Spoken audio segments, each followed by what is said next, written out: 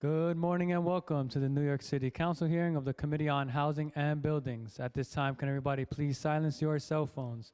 If you wish to testify, please go up to the Sergeant at Arms desk to fill out a testimony slip. Written testimony can be emailed to testimony@council.nyc.gov. Once again, that is testimony@council.nyc.gov. At this time and going forward, no one is to approach the dais. I repeat, no one is to approach the dais. Chair, we are ready to begin. Good morning. I'm Councilmember Pirina Sanchez, Chair of the Committee on Housing and Buildings. Thank you for joining us today for our hearing on sidewalk sheds. I'd like to thank all of my colleagues who are present, Councilmember Abreu, Councilmember Bottcher, Councilmember Powers, Councilmember Marte, and a few others who are on the way. And before we get started, I just want to remind New Yorkers, it is Election Day. Please go and vote. You won't be voting for city council members today, but all elections are important. Okay, sidewalk sheds. Sidewalk sheds are critically important to the safety of New York City. In 1979, Grace Gold was killed by a piece of masonry that fell from the 7th floor of a building near Barnard College. The sudden death of this college freshman, who was attending a friend's graduation, led to the passage of Local Law 11, which requires a submission of technical reports regarding a building's exterior walls and appurtenances for buildings greater than 6 stories every 5 years. This reporting requirement and cycle is known as the Facade Inspection and Safety Program, or FISP. While legislative reform brought through Local Law 11 was brought, the dangers continue. In December 2019, Erica Tishman was fatally struck by debris that fell from a building in Times Square.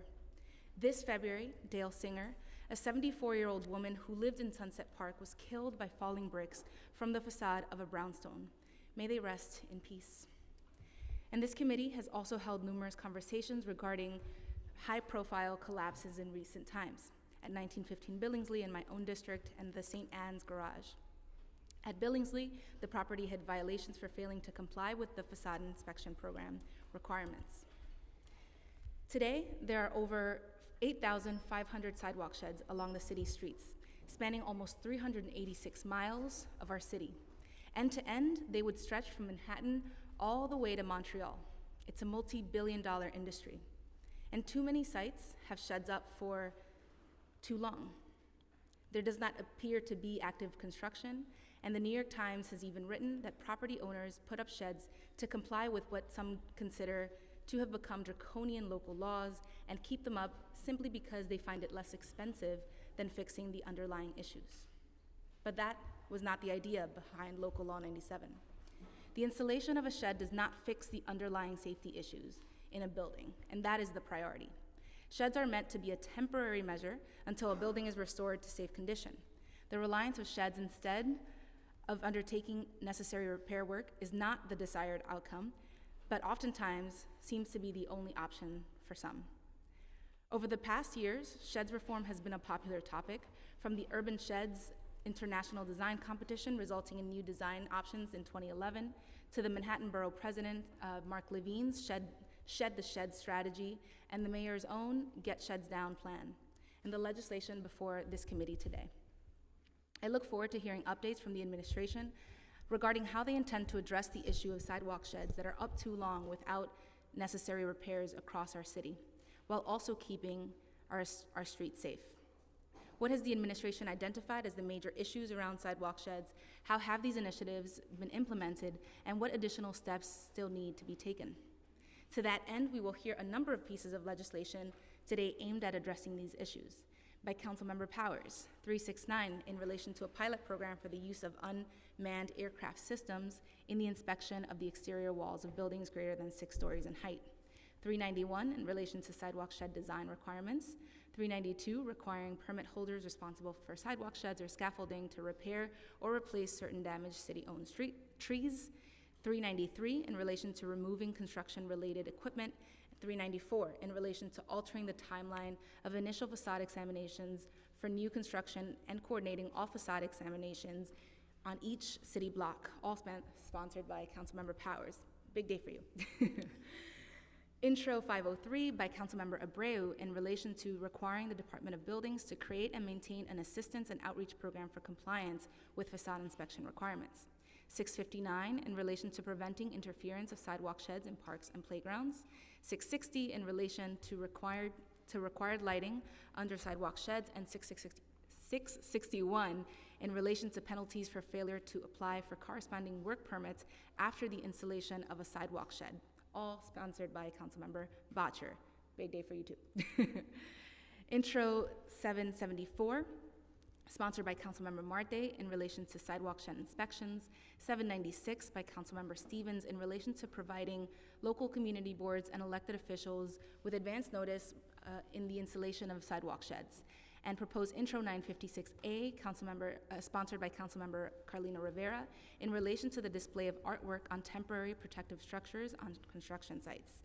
In addition, because that was not enough, we will also be hearing remarks on Intro 436, sponsored by me, in relation to updating the city's electrical code. The electrical code has not been updated since 2011, and even then we were using references from the 2008 National Electric Code. An update is needed to incorporate modern requirements into New York City's electrification movement. The new code will live within Title 28, improve safety, efficiency, and innovation while aligning to national standards. This is a project that the Department of Buildings has been working on since 2018. I would like to thank my Chief of Staff, Sam Cardenas, and the Housing and Buildings Committee staff. First of all, Sam, for literally getting me here this morning. Thank you, Chief. And to the committee staff, Taylor Zeleny, Austin Maloney, Jose Conde, Andrew Bourne, Dan Krupp, and Reese Hirota for all your work on today's very small hearing, no, very, very large hearing. I will now turn it over to colleagues to say a few words about their bills. I'm going to start with Councilmember Marte, just because he has to head out, and then we'll go to Councilmember Powers. Good morning. First, I would like to thank Chair Sanchez, Committee Council, and my colleagues who have all introduced vital pieces of legislation to address the scaffolding crisis here in New York City. When scaffoldings are left up for years on end, they start to fall apart. Lights break, wooden panels fall off, metal beams get rusty, and the structures get vandalized. Property owners ignore these scaffoldings, letting them waste away for years and creating an unsafe environment for residents of the building and the neighborhood as a whole. Intro 774 will mandate that DOB inspect these structures every 6 months to ensure property owners are keeping these scaffoldings intact and safe. Additionally, the bill will charge property owners a fee for these inspections, which will incentivize them to actually do the building construction work as opposed to keeping these scaffolding up so they don't have to pay the fee twice a year. Intro 774, together with the other bills being heard today, is a necessary step to stop the scaffolding abuse we see across the city. I look forward to working with my colleagues and the administration to get these bills passed. Thank you. Thank you so much, Councilmember Marte. Councilmember Powers. Thank you, Chair, and good morning, and thanks everyone for being here today and letting me speak about my package of 5 bills to enhance the safety, efficiency, aesthetic quality of scaffolding throughout our city and simply to get sheds down a lot more quickly. As I've said often, there aren't many things that New Yorkers can universally agree on, and we famously disagree on many things. Commissioner, you're a Mets fan, I'm a Yankees fan. People have debated about the Giants, the Jets, what's the best slice of pizza, where's the best place to get a bagel. I have the right answers to all of those if you need to know them. But one thing I've heard that everybody can agree on is getting rid of sidewalk sheds, and New Yorkers want less sheds and more sunlight. Scaffolding or sidewalk sheds play an important role in protecting New Yorkers from falling debris, facilitating regular inspections, and keeping construction workers safe. And we, as we've said often, understand the importance of scaffolding in our lives. But often more than not, work slows, repairs drag on, and scaffolding's left up for months or even years on end. Nearly 1,000 sidewalk sheds have been up for more than 3 years, each one becoming a feature of our urban landscape and something that New Yorkers have just accepted as a way of life. There are over 4,000 sidewalk sheds in Manhattan alone and 9,400 citywide, meaning that miles and miles of our city streets are covered in dark green scaffolding that blocks sunshine, creates safety concerns, and gives the impression that New York City is eternally under repair. And for our small businesses that get buried underneath them for years or even decades, that first signs of scaffolding going up is the first sign of lost business and decreased foot traffic. I'm proud to have stood with a number of my Manhattan colleagues here and the Manhattan Borough President just about a year plus ago to introduce legislation to reform our city's approach to scaffolding while keeping New York safe. We've also stood, of course, with our commissioner, the borough president, and others, and the deputy mayor, to talk about ways that all of us can work together in a collaborative effort to make sure our city gets rid of the scaffolding that's unnecessary and focus on the things that we really need here. I don't need to talk about all my legislation because the chair did a great job explaining it, but with this package of legislation, the ones I've introduced, but of course the ones that my colleagues have introduced here as well, I'm confident we can start to make progress on this issue, which has gone on for too long, has been too large, and intractable. What goes up must come down, and we're here today to finally get sheds down. I want to thank Chair Sanchez and the committee staff for holding the hearing today. I look forward from hearing the administration and other stakeholders. I want to give my sincere thanks to my staff, Ben and Haley, who've been working on this issue for quite some time. And I'd like to thank the Borough President, Mark Levine, for his leadership on this issue, and my colleagues who are putting forward solutions today. It's a conversation we've been having for quite some time, and I'm very eager to continue this conversation as we move forward. As the commissioner said, or I think the Borough President earlier, whether you're a Mets fan or Yankees fan, let's just go after the Green Monster. That's a Red Sox reference. And I just grateful for everyone's work here today. Thanks. Thank you so much, Councilmember Powers. I'd like to acknowledge that we've been joined by Councilmembers Aviles, Feliz, Hudson, and Brewer. And I'd next like to call on Councilmember Bottcher. If you were to stop a New Yorker on the street and ask what gets on their nerves, there's a good chance they might talk about sidewalk scaffolding. The presence of scaffolding in New York is something, it's at a level that you don't see in other cities around the world. We have over 280 miles of New York City's sidewalks covered by scaffolding. This is a public policy failure that requires action, and that's what we're doing today. I really want to thank Chair Sanchez for holding this hearing and hearing our legislation to help address this issue. I have 3 bills today being heard. One would establish a time limit for pulling permits to do the work, a time limit of 6 months after the scaffolding is erected for the property owners to pull the permits. Another bill that we're hearing today is legislation that would increase the lighting requirements underneath sidewalk sheds. The lighting requirements are outdated and don't take into account the technology that has been developed with lighting, LED light strips. So this bill would require the level of illumination to be uniformly distributed along the entire length of the shed with more lumens per watt. Also hearing today legislation regarding sidewalk sheds in parks and playgrounds. It would set higher design standards for sidewalk sheds when they need to be in parks and playgrounds. We've got sidewalk scaffolding in Matthews Palmer Park in Hell's Kitchen that is obstructing the basketball court going on 6 years since the day that the park was renovated. The scaffolding went up right away, and it's the fault of the co-op who owns that wall. But we could do better with the scaffolding that's there, and that's what this is. This legislation is aiming to address. I want to thank all my colleagues and my legislative director, Hannah Moses, my chief of staff, Carl Wilson, and everyone else who helped make today possible. Thank you so much, Councilmember Bottcher. Councilmember Abreu. Good morning, everyone, and thank you, Chair Sanchez, for the opportunity to discuss my bill, Intro 503. I'm very proud to join you, Councilmember Powers, Councilmember Bottcher, and Borough President Levine on this package of legislation aimed at reforming sidewalk sheds and stopping them from being up at a years at a time. And of course, thank Councilmember Marte as well, who's been very key on this Shedding the Shed coalition that we started about a year ago now. You know, I'm not kidding when I say that a voter once stopped me and said, if you take these sheds down, you can become mayor overnight.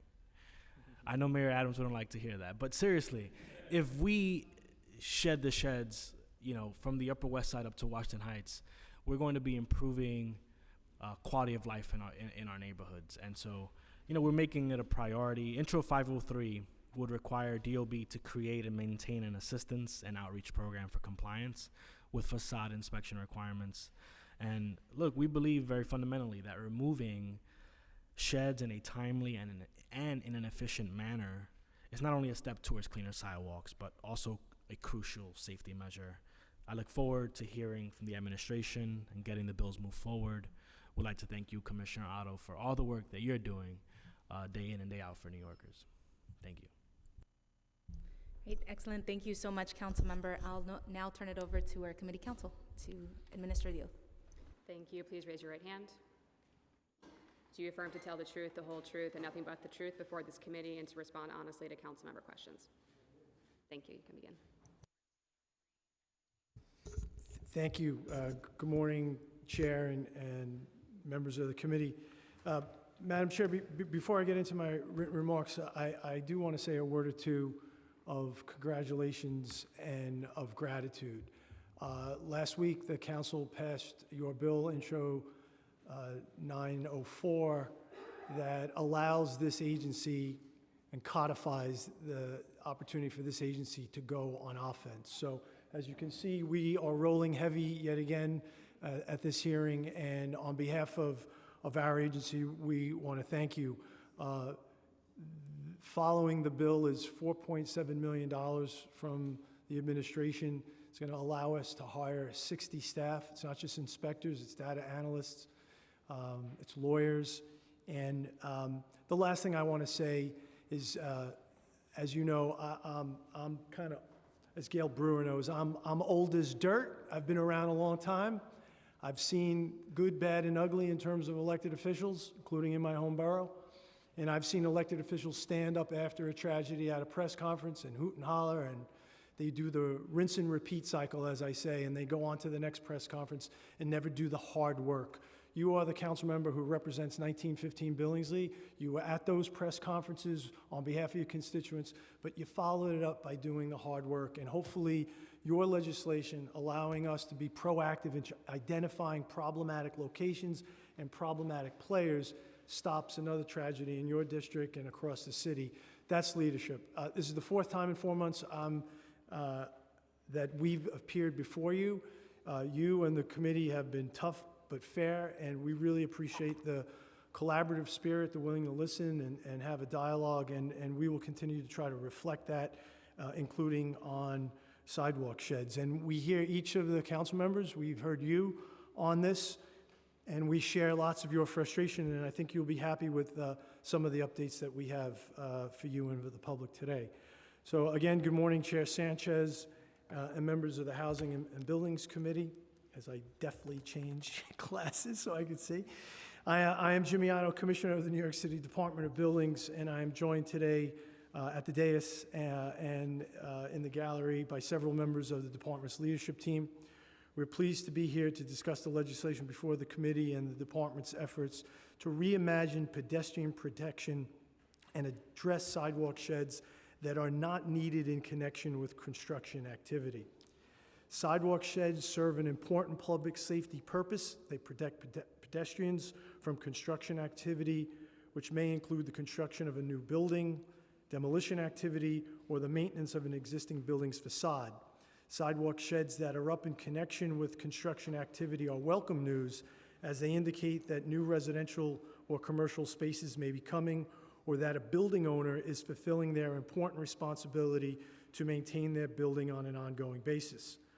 However, when sidewalk sheds are erected and no associated construction work is occurring, the public is negatively impacted, including pedestrians, building residents, and small businesses.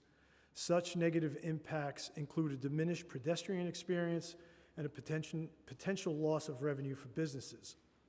Last summer, Mayor Adams announced Get Sheds Down, a plan to reimagine sidewalk sheds that are needed in connection with construction activity, and get sheds down more quickly in order to improve public safety and the quality of life for New Yorkers.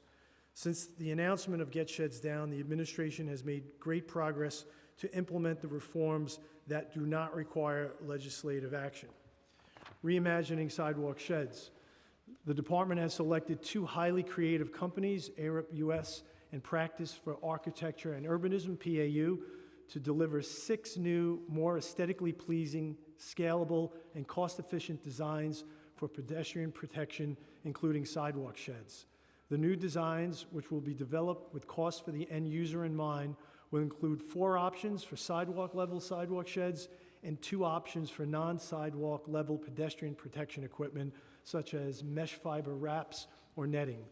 The new designs, which will be released by the summer of 2025, will be incorporated into the New York City construction codes in order to give every building owner, registered design professional, and contractor the ability to use them. Reevaluating Local Law 11. Local Law 10 of 1980, which was subsequently amended by Local Law 11 of 1998, established a requirement that the owners of buildings greater than 6 stories in height have the exterior walls of their buildings inspected every 5 years. This requirement resulted in the Facade Inspection and Safety Program, FISP. While such inspections do not result in more sidewalk sheds, findings pursuant to FISP inspections may require that sidewalk sheds be installed in the interest of public safety. These inspections are conducted by registered design professionals with relevant experience who are approved by the department and hired by building owners. Following such inspections, technical reports describing the results of the inspections must be submitted to the department.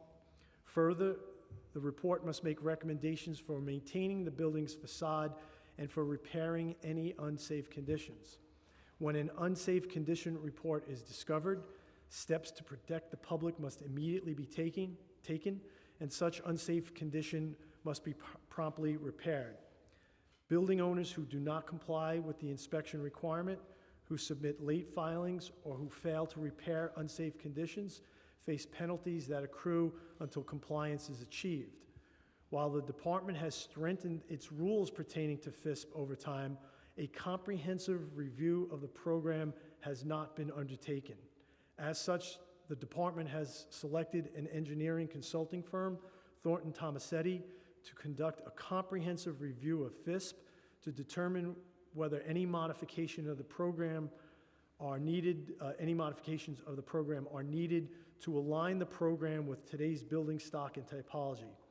We look forward to keeping this committee updated on this work and partnering to strengthen the regulations that exist to keep building facades in a safe condition.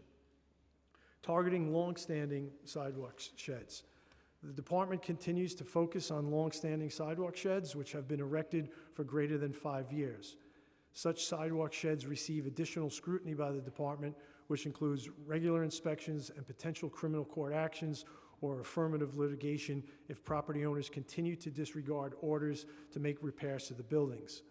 Since Get Sheds Down was announced, 240 long-standing sidewalk sheds have been removed, and 25 criminal court summonses have been issued against building owners with long-standing sidewalk sheds at their buildings. Of note, late last year, the longest-standing sidewalk shed at a privately owned building, which was in place for 21 years, was removed at 409 Edgecombe Avenue in Manhattan. As it relates to city-owned, an interagency task force led by Deputy Mayor Joshi, Deputy Mayor of Operations, is working closely with city agencies to remove their long-standing sheds. Empowering struggling property owners. The administration is partnering with Manhattan Borough President Mark Levine to explore the creation of a low-interest fund to provide financial support for struggling small property owners who lack the financial resources to complete necessary facade repair work. The department is currently working closely with the Borough President's office to identify the population of building owners that could be assisted by such a loan fund. Expanding the use of safety netting. The department has released a building bulletin setting forth specific requirements governing the use of safety containment netting as an approved form of pedestrian protection that can, in certain circumstances, be used in place of a traditional sidewalk shed. The department has proactively engaged registered design professionals and contractors to encourage broader adoption of netting. Further, city agencies are now tasked with considering whether netting is a viable option before installing a sidewalk shed. Allowing art on temporary construction equipment. The New York City Department of Cultural Affairs, in collaboration with the department, has launched a permanent city canvas program which will expand opportunities for artists and building owners to install public artwork on temporary construction sheds, fences, and scaffolding. While the department has made great progress implementing Get Sheds Down, a number of important reforms that would improve the look and feel of existing sidewalk sheds and bolster the department's enforcement efforts to get sidewalk sheds down more quickly require legislative action. As such, we welcome your partnership to implement the following reforms in order to address public safety and quality of life issues sidewalk sheds create together. Paying New Yorkers for occupying public space. Currently, building owners can erect sidewalk sheds and leave them in place while no active construction work is occurring without incurring any financial penalties. This results in building owners delaying needed repair work in order to remove sidewalk sheds. The department proposes establishing a new penalty, which would start 90 days after a shed is first permitted and escalate over time, and which will continue to accrue until a sidewalk shed is removed. These new penalties would not apply to building owners who have repair work in progress or where a sidewalk shed is up in conjunction with new construction, enlargement, or demolition work. Doubling down on commercial districts. Given the adverse impacts of sidewalk sheds on small businesses, the department proposes imposing additional financial penalties where the owners of the buildings subject to the FISP program located in commercial districts fail to meet key milestones to complete required facade repairs. Under this proposal, property owners could be assessed a penalty when a shed is in place due to an unsafe facade and the property owner fails to meet any of the following deadlines during the repair process. That is, filing a repair application within 3 months, obtaining required work permits within 6 months, and fully completing repairs within 24 months. These 3 milestones would supplement existing monthly penalties issued by the department when owners fail to make progress on facade repairs required under FISP. Redesigning existing sidewalk sheds. As the work to reimagine sidewalk sheds is underway, the department proposes improving the look and feel of existing sidewalk sheds by improving existing lighting requirements for sidewalk sheds and allowing for more color options for temporary construction equipment, including sidewalk sheds and construction fences. These proposals build upon the permanent program that allows for art to be installed on temporary construction equipment and would go a long way towards improving the pedestrian experience until new sidewalk shed designs are released and made available for use. Strengthening oversight of shed permits. Currently, sidewalk shed permits are valid for 1 year.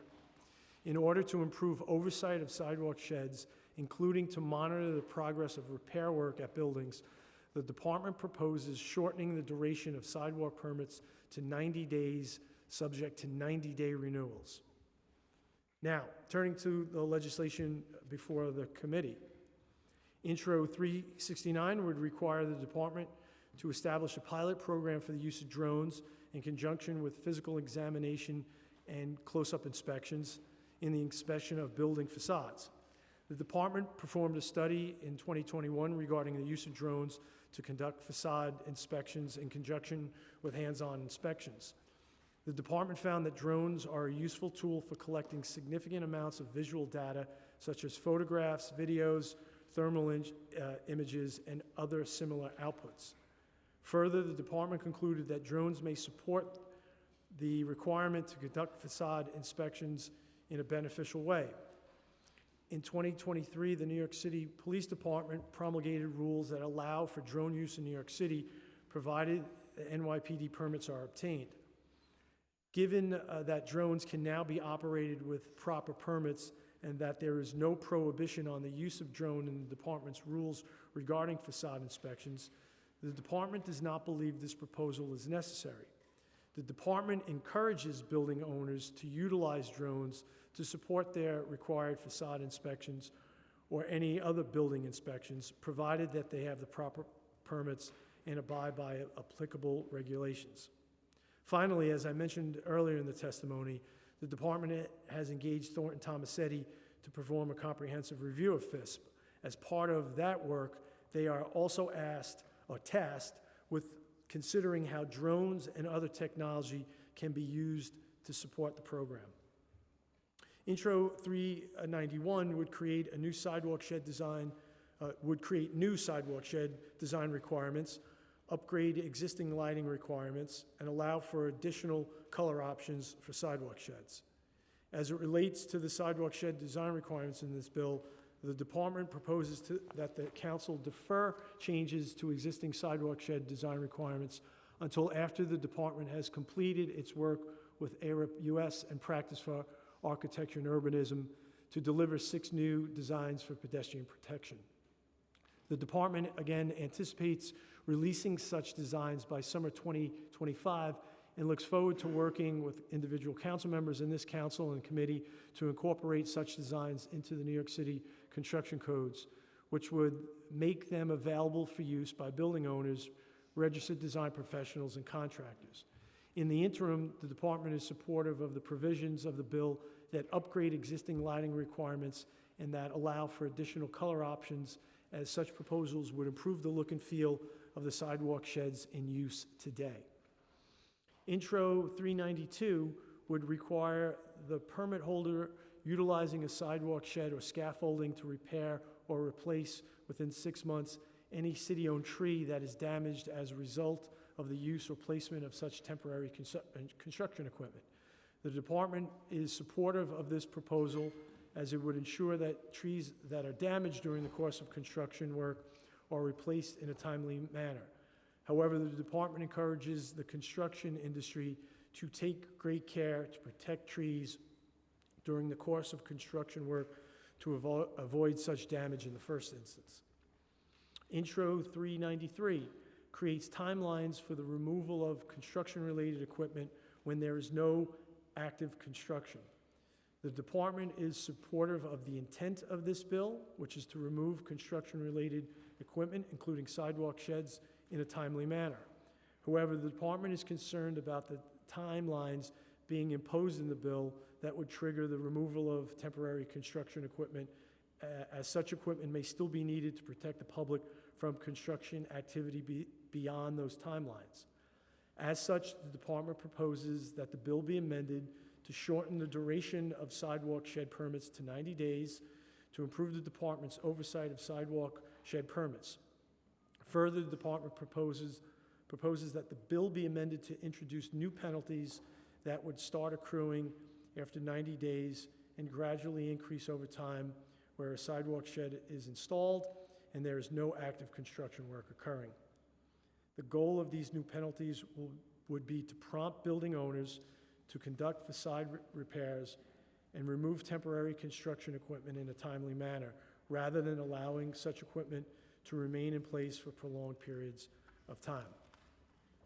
Intro 394 would require that the critical examination of building facades for newly constructed buildings currently due 5 years after completion of any exterior wall or appurtenance be submitted 8 years after completion, extended to 8 years. As I mentioned earlier in my testimony, the department has selected an engineering consulting firm, Thornton Tomasetti, to conduct a comprehensive review of FISP to determine whether any modification to the program is needed to align the program with today's building stock and typology. Following the completion of that review, the department looks forward to making recommendations to this City Council regarding whether any modification to the program, including any changes to the existing inspection schedule, are appropriate. Intro 503 would require that the department establish and maintain an online technical assistance program providing outreach and guidance to building owners regarding compliance with FISP. The department is supportive of the intent of this bill, as it regularly engages with building owners and registered design professionals to provide them with guidance regarding compliance with FISP. However, the department is concerned about the requirement in the bill that building owners be provided with assistance acquiring the services of a qualified exterior wall inspector. As a regulatory agency, it would be inappropriate for the department to provide such assistance. However, the department has published a list of all qualified exterior wall inspectors who are approved by the department to conduct inspections pursuant to FISP. As such, building owners are encouraged to consult that list to ensure that the registered design professionals they are engaging are qualified to perform facade inspections for the purpose of complying with FISP. Intro 659 would require that sidewalk sheds located in parks and playgrounds be constructed to have a minimum ceiling height of 12 feet. The Department is supportive of the intent of this proposal and looks forward to working with the council on the technical aspects of the proposal. It should also be noted that this proposal will need to be coordinated with the department's ongoing work to redesign sidewalk sheds in the future.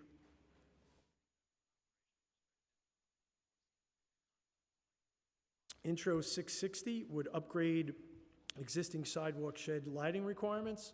This proposal is duplicative of provisions in Intro 391 that upgrade existing sidewalk and shed lighting requirements, which the department is supportive of. As such, this bill will be needed to be coordinated with Intro 391, which addresses the same subject matter.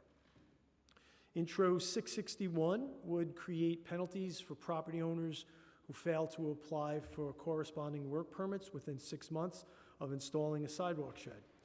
The department is supportive of the goal of this proposal, which is to prompt building owners to conduct facade repairs after installing a sidewalk shed. The department proposes strengthening this proposal by establishing additional milestones that buildings subject to FISP must meet if they are located in commercial districts. Specifically, the department proposes that the owners of such buildings be subject to penalties where they do not file plans to repair unsafe facade conditions within 3 months of the issuance of the initial sidewalk shed permit, where they do not obtain a permit to repair unsafe facade conditions within 6 months of the issuance of the initial sidewalk shed permit, and where they do not complete facade repairs within 24 months of the issuance of the initial sidewalk shed permit. Intro 774 would require that the department conduct sidewalk shed inspections every 6 months and charge fees for such inspections.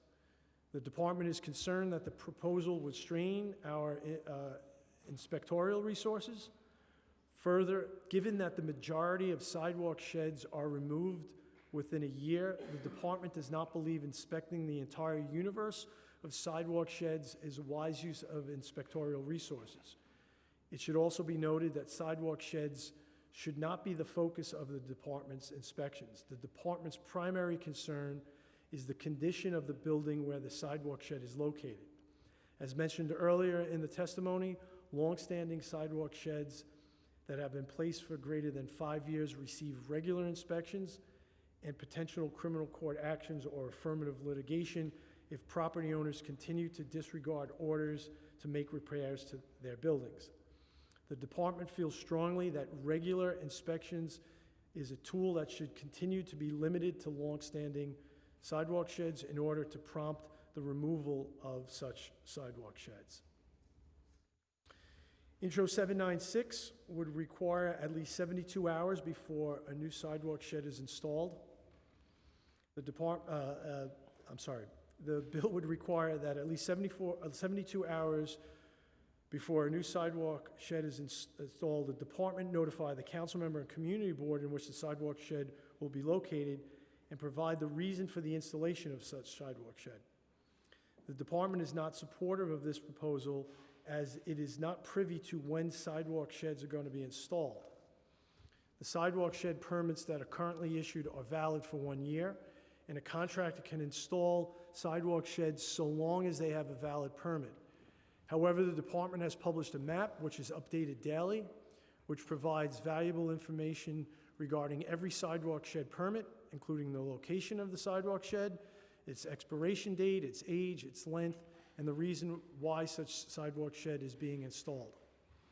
The department encourages community members to use this tool to find out more about sidewalk sheds in their respective areas and looks forward to working with the City Council to ensure that this tool provides the information being sought. Last two bills. Intro 956 would allow approved or alternative artwork to be painted directly on a sidewalk shed or construction fence and would allow such artwork to remain on display for as long as the sidewalk shed or construction fence has a valid permit.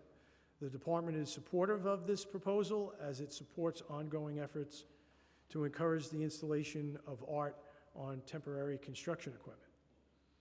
And lastly, Intro 436 would make comprehensive updates to the New York City Electrical Code, which was last updated in 2011 and which references national standards from 2008.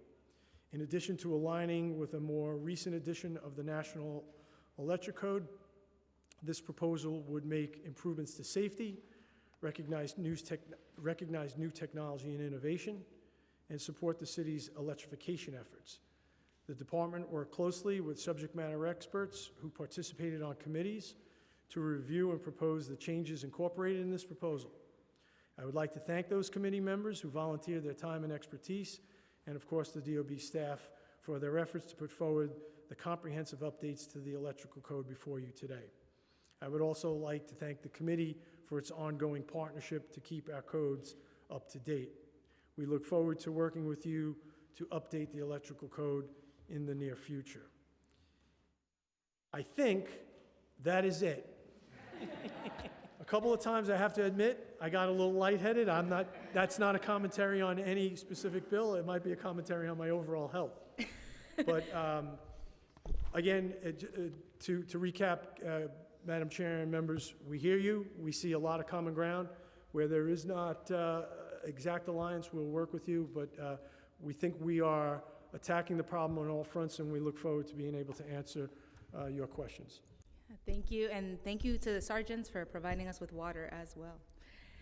Thank you, Commissioner, for your kind words at the outset. I'm just going to ask a few follow-up questions from your testimony, then I want to turn it over to my colleagues before I continue.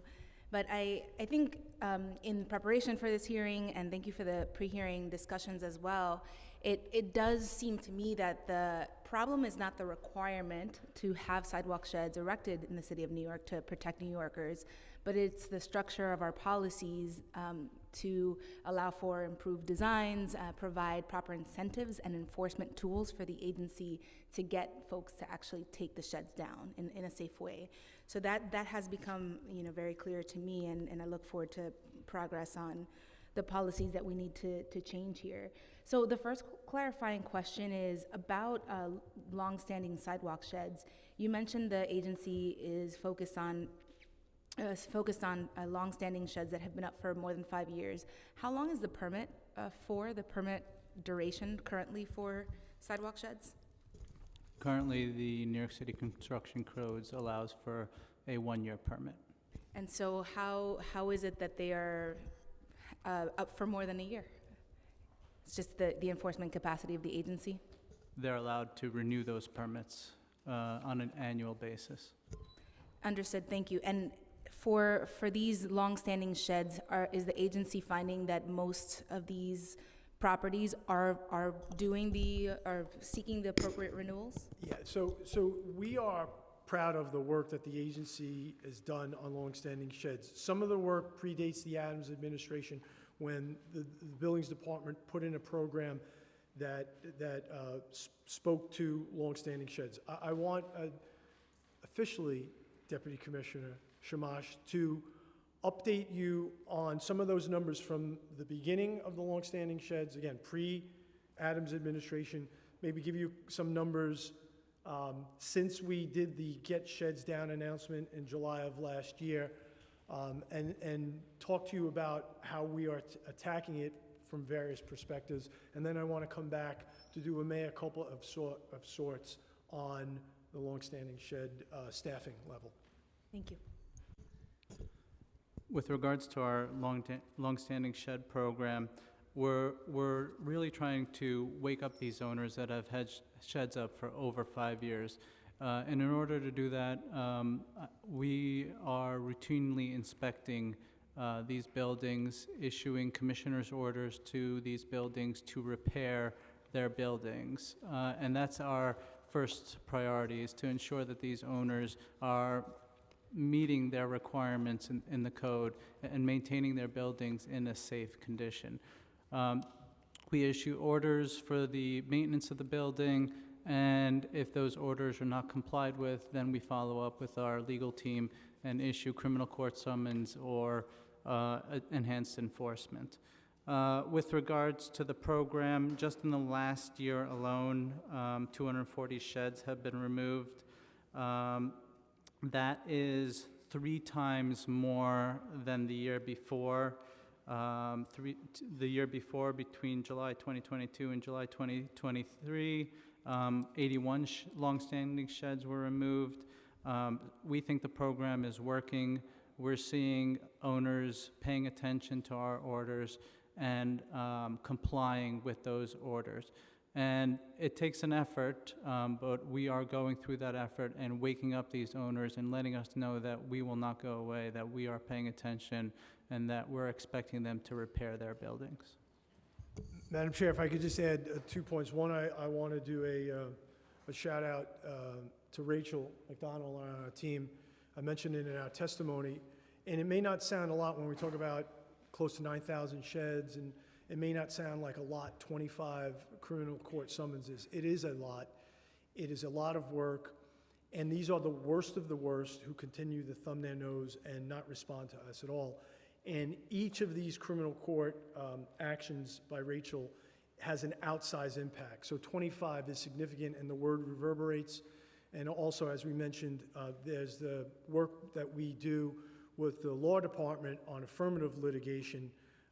And we're limited by resources, but we've been very aggressive on that front, and we will continue.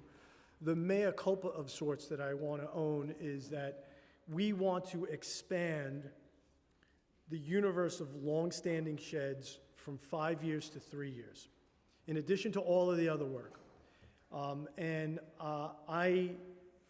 We had a plan in place to bring on around 7 staffers, 3 inspectors, a supervisor, an attorney, a paralegal, to allow us to do that work. I need to find the resources to do that. It's a balancing act of priorities within the sort of facade program. We had to find the money for the design RFP, for the local law 11 RFP, and then it's balancing it with all the other needs in the agency. We are still committed to do that because we've seen the success of the longstanding sheds program going after 5 years plus. We will get, one way or another, we will get to the resources we need to expand it, because it's a component, and we want to attack this from all fronts. Thank you, Commissioner. I'm going to turn it over to Councilmember Powers for his question, and if Councilmember Batra has questions, I'll turn it over to him next. Thank you. I'm worried about your health after that testimony. Thanks for that extensive feedback. Of the 240 that have been part of your, I just wanted to do 2 quick number checks. One is, you said the 81 were the year before you started your increased efforts, is that correct? And 240 now of longstanding 5 years plus sheds that have been taken down, is that correct? Okay.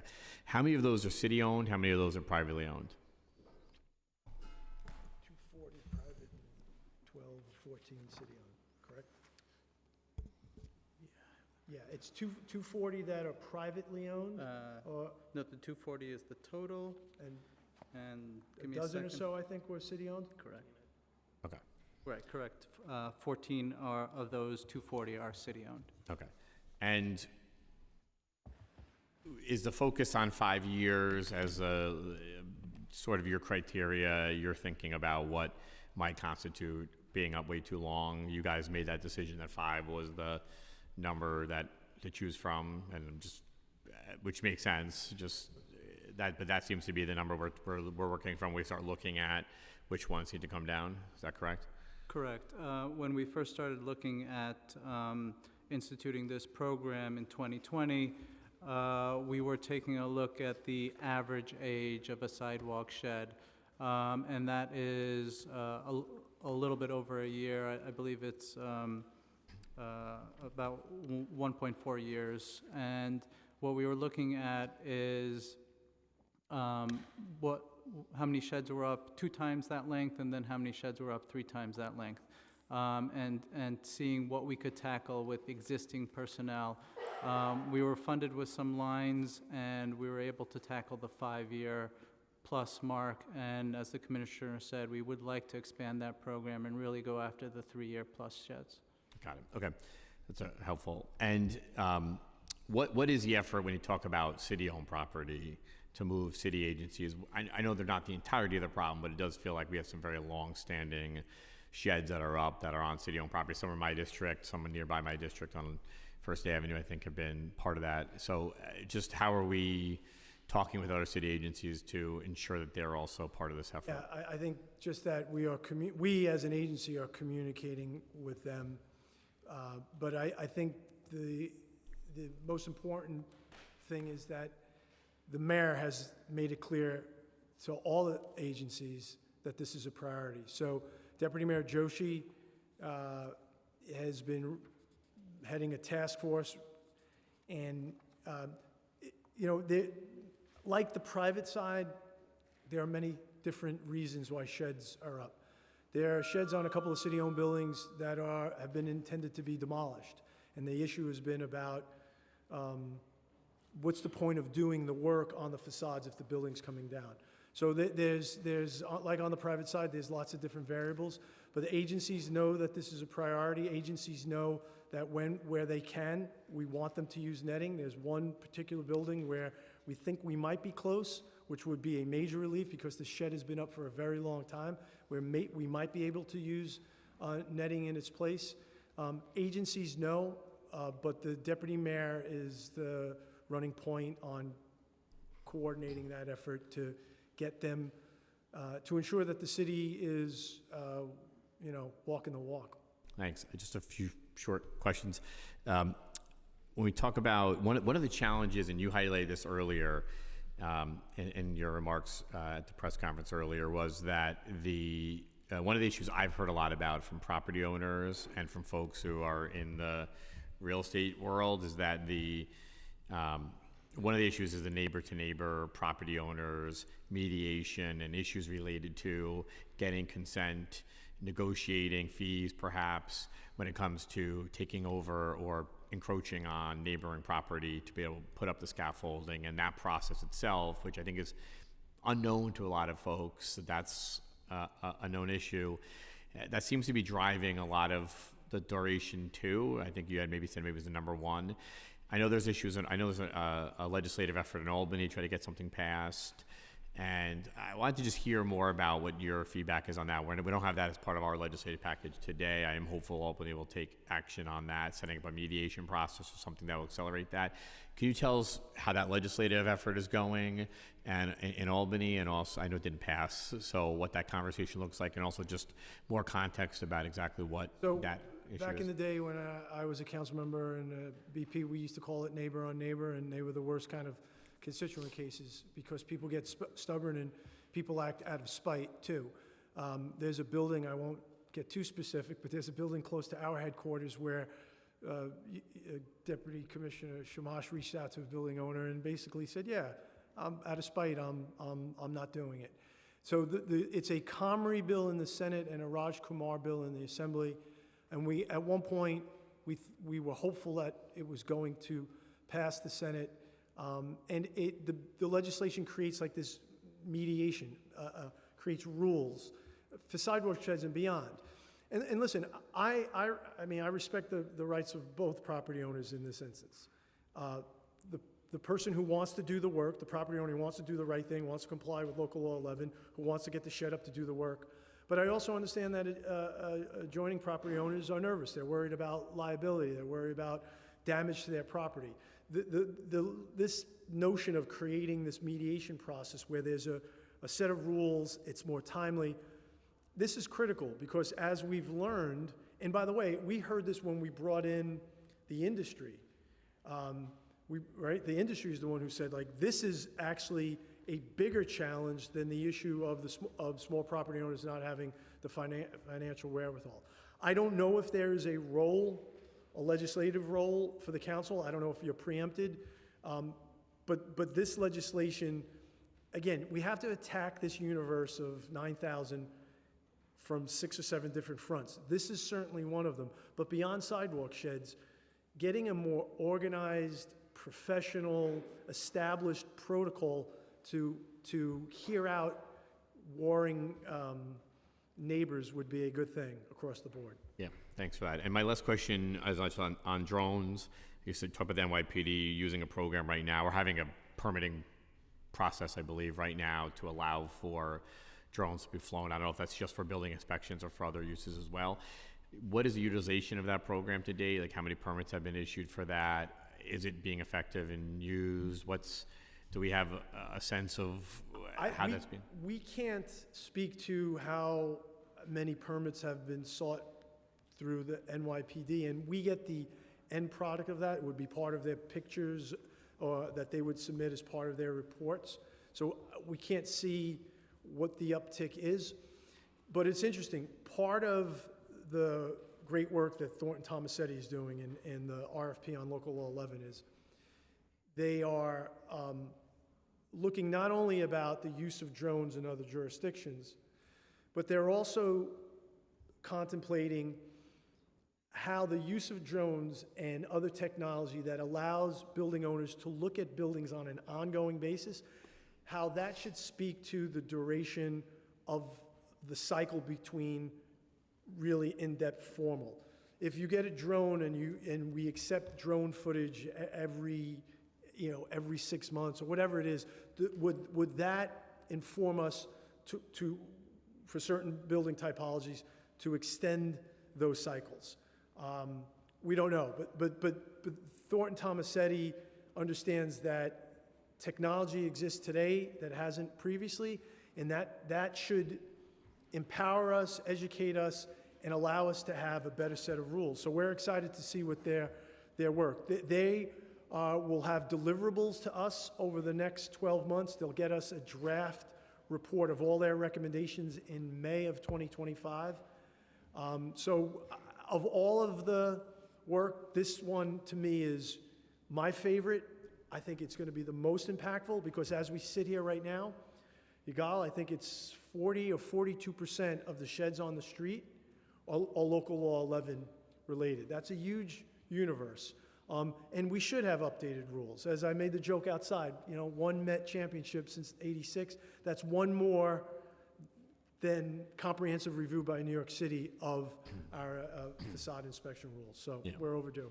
Thank you. I just want to say, hearing that number and hearing how much inaction there has been around this issue and understanding why, there's a lot of safety concerns. We like sheds going up when it means there's new construction going up, there's new building happening, new housing being built, economic development. We like it, of course, to make sure that people are safe, but we also want to get rid of the excess. And so I'm glad in this council, with this administration, with the borough president, we have a collaborative effort to take on something that I think has languished for a very long time, add some political urgency to that, and use all of our talents and skill sets to actually try to find a better path forward. And as you know, New Yorkers are very excited about that. Listen, we appreciate your partnership and your work on this. And we say this at every occasion. Not every shed, as you just said, is the same. A shed going up for new construction is a sign of vitality. We welcome it. And I truly believe that when we get better designed sheds, and it's the kind of the analogy I made outside about the real field temperature, yeah. I think we feel sheds today, and we're focused on that raw number because we feel it. They're not lit well. They're ugly looking. The crossbars everywhere. I think when we have a better design and we work together to take those sheds down that should be down, the number will be less important than it is today because we will feel a better city and small businesses will not be impacted by it. Agreed. Thanks so much. Thanks, Chair. Thank you, Councilmember Powers. Councilmember Bottcher? Hi. regarding Intro 661, my bill that would create penalties for property owners who fail to apply for work permits within 6 months of installing a sidewalk shed. The department proposes additional milestones within those 6 months, but only if they're located in commercial districts. Is there a reason that additional milestones shouldn't apply in all districts? Hey, Councilmember. So one of the proposals that we're putting forward is also triggering penalties at 90 days. We're proposing that in connection with the separate bill, that's 393. And those penalties would apply to all sidewalk sheds facing a public right-of-way. So in terms of your proposal to have a milestone penalty, we're advocating for additional milestones, but only in commercial districts where we see a greater impact on pedestrians, potentially a greater impact on businesses. So we're looking at them as companion proposals. So we are proposing that the bills be amended to take into consideration the Get Sheds Down proposals, but that's how we propose splitting them up. But happy to have that conversation further. So commercial districts but also in other districts when it's in the right-of-way. The 90-day penalty would apply to all sidewalk sheds if they're All facing the sidewalk public sheds. right-of-way. Yeah. And then within the 6 months, what you're proposing is a penalty within 3 months if they do not file plans to repair unsafe facade conditions, where they do not obtain a permit to repair unsafe facade conditions within 6 months, and when they do not complete facade repairs within 24 months of the issuance of the initial sidewalk shed permit. You're making these recommendations now, or are these also being reviewed by the consultant that you've brought on? These are recommendations that we're making now. We fully support your idea to have a milestone whereby somebody doesn't pull a permit, they should be penalized, but we want to catch them earlier on in the process and also take into consideration hiring an RDP, filing construction plans, and then on the back end actually completing the work and taking the sidewalk shed down. Some of the bills in today's package, you're recommending that the council wait until the consultant completes its work. Other bills, you're recommending passage now. Is that? Bills that speak to design while the design RFP is going on, issues that the council seeks to address that will be better informed based on science. For instance, Councilmember Powers' bill about the cycle from 5 to 8. It may be 8. 8 might be the right number. It may be 8 for some buildings. It may be 12 for others. It may, depending on the material type. So we think, we're in agreement with much of what the council is proposing. We think it just, in some instances, given that we have these 3 outstanding firms that are going to inform our thinking, grounded in some science, we think it's judicious to wait in some instances. Thank you. Thank you so much, Councilmember Powers. Councilmember Brewer? Thank you, wonderful Commissioner.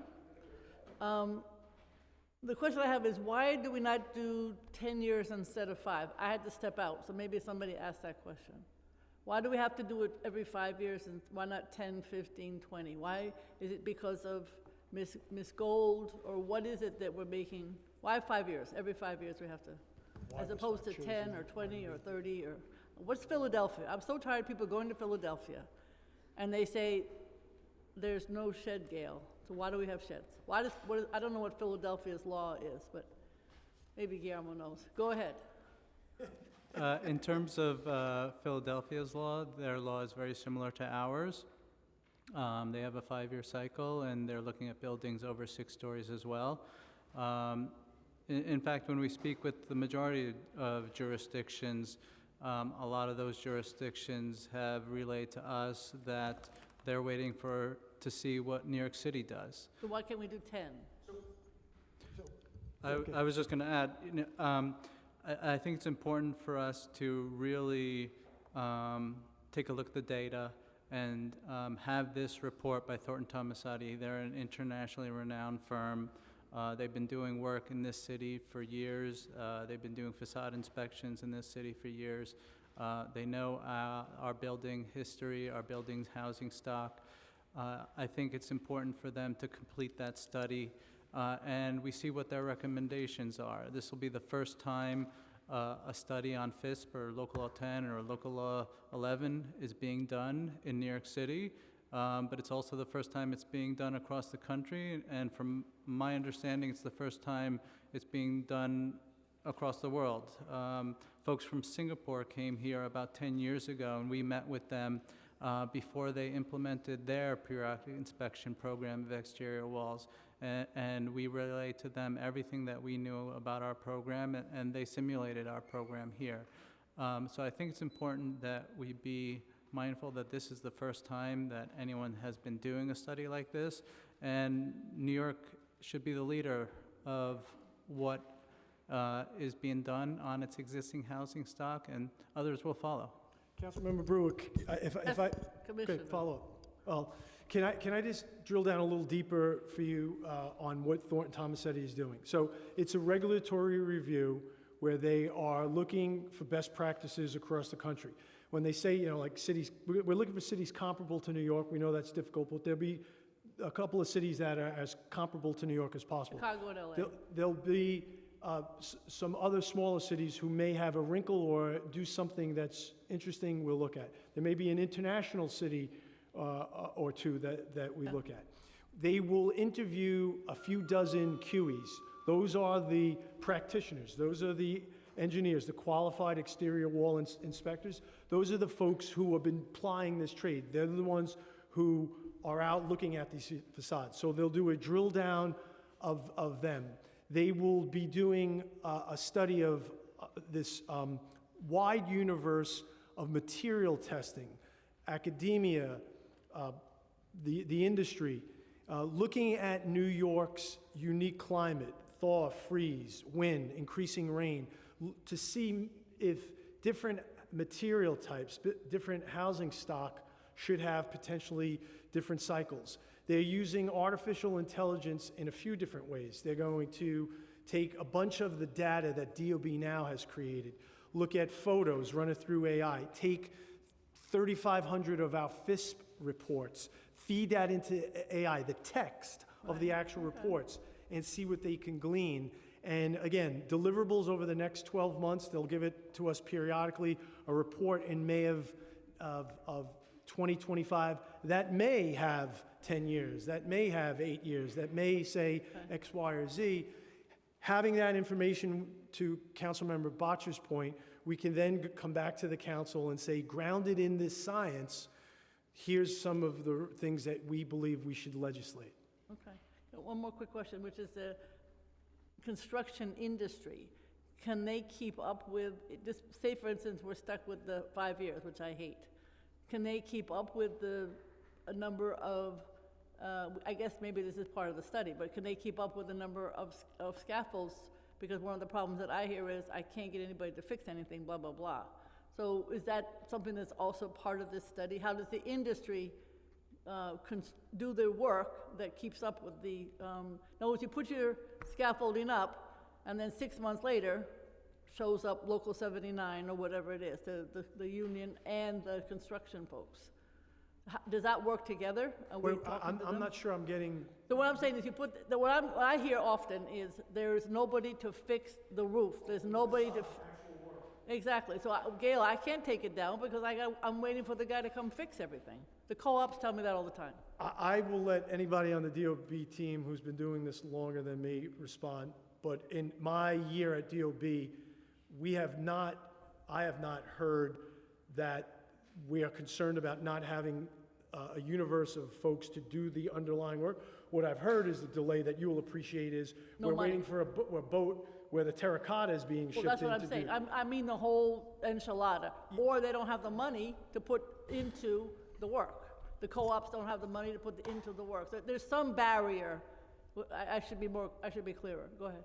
So what we've heard historically is the number one issue is economics, right? We need time to raise the funds. We need time to hire an architect, Right. procure a contractor.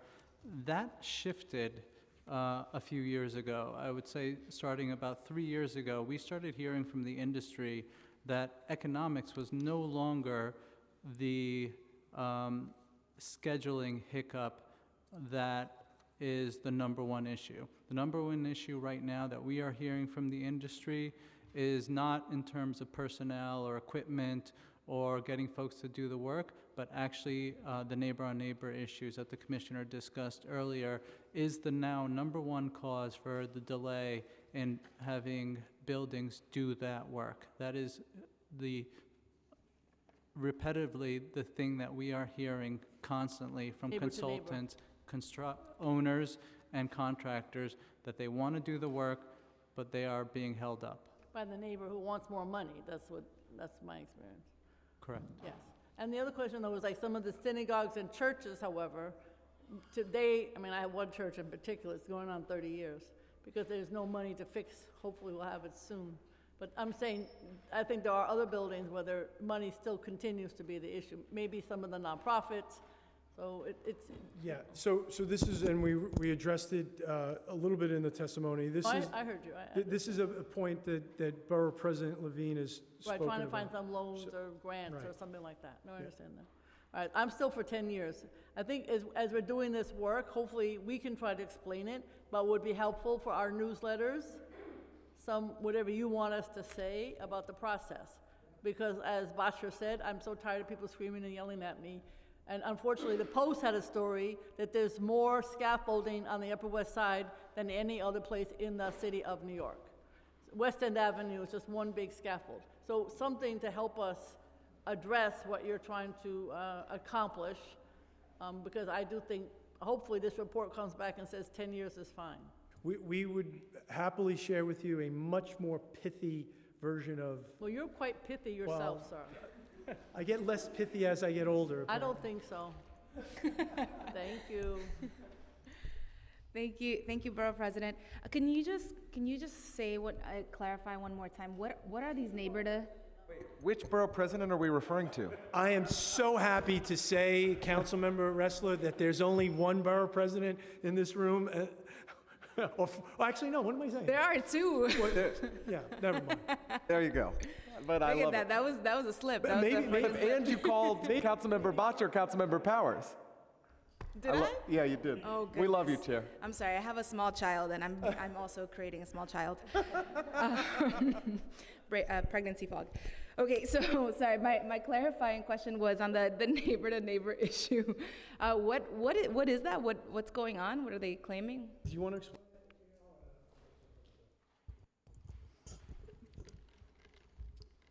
I mean, it's a great question, and Chair, you mentioned Erica Tishman earlier in your statement.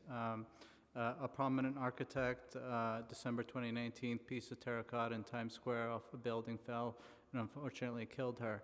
The FISP process worked in that situation. What the holdup in getting the public protection was, according to the owner of the building, was the neighbor wasn't allowing the shed to go up in front of their building. So this is what we're talking about on neighbor issues. The extension of the sheds that's required in the code to extend 5 feet or 20 feet, depending on the height of your building, across onto your neighbor's sidewalk. Roof protection, that's if you're going to do work or above your neighbor's building, you're required to protect their roof, which means if the roof is occupied, it needs to no longer be occupied and roof protection going down. In terms of, what am I missing? In terms of general access onto that roof to do that work, or access to the rear yard of the building and public protection of that rear yard. So all of these need licensing agreements between the two owners. And a lot of times the hiccup, as Councilmember Brewer said, is about financial agreements between the two neighbors. but that is a consistent theme that we are hearing.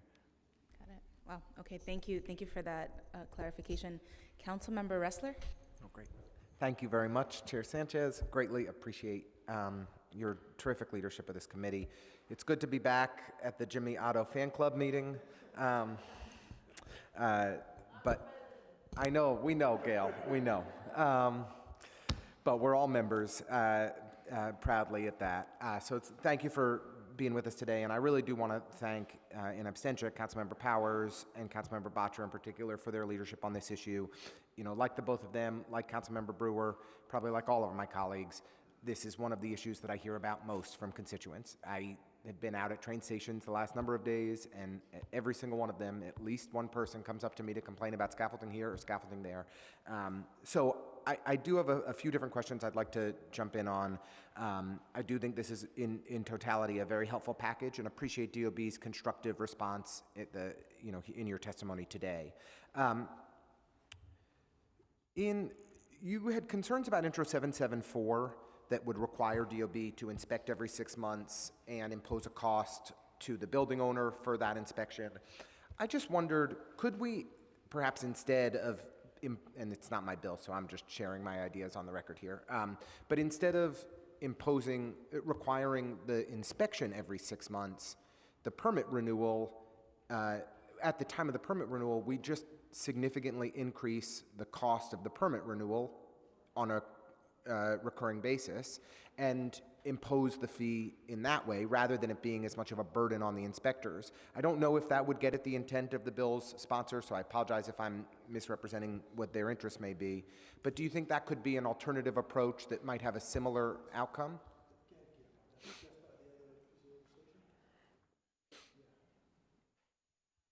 Councilmember. So our permit fees have to be based on a user cost analysis, so we don't have the freedom to increase them in the manner that you're suggesting. That's why we're proposing penalties in lieu of increasing fees. We could not, for every 6 month renewal for given scaffolding, just increase it by X percent, X percent, X percent, X percent. It doesn't, and over time, that could become a significant financial responsibility. That wouldn't be feasible, you believe? Our fees have to be based on the level of effort that it takes us to renew a permit. So we have to go through an analysis with OMB. But one of the proposals that we're putting forward is moving to 90-day renewals. And as part of those 90-day renewals, requiring that the contractor tell us what work they've conducted in the previous renewal period. So we might see an increase in permit fees, but that remains to be determined based on our work with OMB. I think it's helpful. I just think at the end of the day, unless we're imposing a financial penalty on the bad actor building owner who is choosing not to do anything, I don't know that we're going to see the improvement that we want to see. And, I am sensitive to the Department of Buildings, core responsibility of keeping us all safe. We need to make sure that the facades are not a danger to the pedestrians of New York City. So I recognize that the work has to get done to fix it, but if we don't impose meaningful financial penalties on people, they'll submit the paperwork and avoid having to pay for the significant costs of repairing their facades. I completely agree with you, and two of the proposals that we're putting forward do involve penalties. The first one triggers a penalty starting at day 90, and that graduates over time as the shed is there longer. And then the second one creates milestone penalties for buildings in commercial districts that don't meet certain milestones towards completing facade repairs. So filing construction documents, pulling a permit, and completing those repairs. But currently there is no financial penalty that we can impose. So that's a huge issue that we're seeing. So we completely agree. And what would be the high end of the financial penalties that would be imposed for building owners that fail to make improvements to their facade conditions? For the penalties that start at day 90, we're proposing that they graduate until they reach $6,000 a month. And then for the milestone penalties, happy to discuss it further with council, but we're looking at a range maybe between $5,000 to $20,000 per month. milestone. Per milestone. Per milestone, per 90 days. Yeah. Got it. And a couple other questions, if that's okay, Chair. Thank you. I, along with Councilmember Marte, probably represent the largest concentration of public sector buildings. And if you've been to the Supreme Court by Borough Hall in downtown Brooklyn and in Brooklyn Heights, we just celebrated the 17th anniversary this past month of the scaffolding being up at that building. 17 years. What were we doing 17 years ago, Chair? Not this. Councilmember Otto, on the other hand, Commissioner Otto, on the other hand, was right here. But neither here nor there. 17 years is a long time. Thanks to our good friends at DCAS, we finally have the money in the budget. We're starting work on that project next year, 2025. We're going to get the scaffolding down. But I was wondering, what analysis do you, in partnership with DCAS, do on public sector, on our city-owned buildings, of scaffolding to try and prioritize the facade improvements and the capital investments that are needed so that we avoid these situations of city-owned buildings that are our responsibility, right? And getting the scaffolding down, and because this is one of the things that's, we have building owners who are uncooperative and they are a pain in the butt, and we all call them and we call the entities that own their scaffolding, and they may or may not listen to us. And I hope these new penalties will make a difference when we get them signed into law. But this stuff is fully our job, and I know you're not responsible for paying for it or making the decisions of where those investments go, but you can help us sound the alarm and give the priority lists for where the scaffolding has been an endemic problem over an extended period of time. We've had consistent quarterly meetings with all our sister agencies. We've identified the locations where sheds are up for more than 5 years. We've shared that list with the deputy mayor's team and our sister agencies, and we're constantly reviewing that list with them to see what the progress of their work is, what the holdup on the work is. And the deputy mayor's team has really spearheaded this effort in terms of pushing the other city agencies to fix their buildings and make sure that they are also maintaining their buildings in a safe and lawful condition. How many buildings are on that list that have had scaffolding up for more than 5 years? City-owned? Yeah, I have it. Yep. There are 103 city-owned properties on the list since the beginning that we've started this program in 2022. And since that time, we've had, I believe, 21 locations remove and repair their buildings and remove the sheds. Would you be willing to share that list with the committee? The number, yeah. The specific buildings, just because then we can follow up in our districts for the buildings that are ours and try to nudge the appropriate agencies to take priority.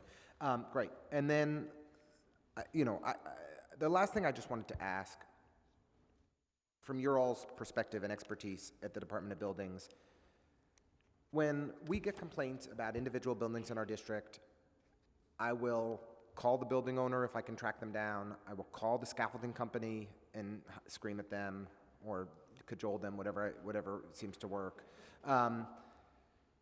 Do you have any advice for us on what we could and should do? We bug you all on the chronic sites in our district where the scaffolding's been up forever, but do you have any suggested playbook for council members on the ways that we can and should push more effectively beyond advancing this legislative package and expanding, the tools in all of our toolkits? What I would certainly recommend is always reach out to us so that we can give you the latest status from our perspective. Status of any work permits, is there planned? Yigal and the team reach out to these folks constantly, so we may have some updated information. But yeah, we find ourselves in the same situation. We're doing a pretty aggressive social media, whether it's buildings with scaffolds up for a long time, parking garages who haven't complied with the PIPS program. We're doing the old, reward the good ones and shame the bad ones. Yeah. But the only concrete suggestion I have for you is, by all means, touch base with us, and we can give you the latest from our perspective that may inform you on, or provide you with some information that you haven't had. But some folks ignore all of our outreach, and then they get to the worst of the worst, get to meet Rachel and some of the lawyers. So, and this is why this is such a frustrating issue. This is why you have to go to the source, which the conversation's about Local Law 11. Let's get the best, most modern, practical, grounded in science rules. This goes to the feel, because I truly believe if it's a good feel, you don't notice it, and it's so that goes to the design. And then the sort of the universe of hardcore, we have to come at them in various ways, including using the courts, and that's what we're trying to do.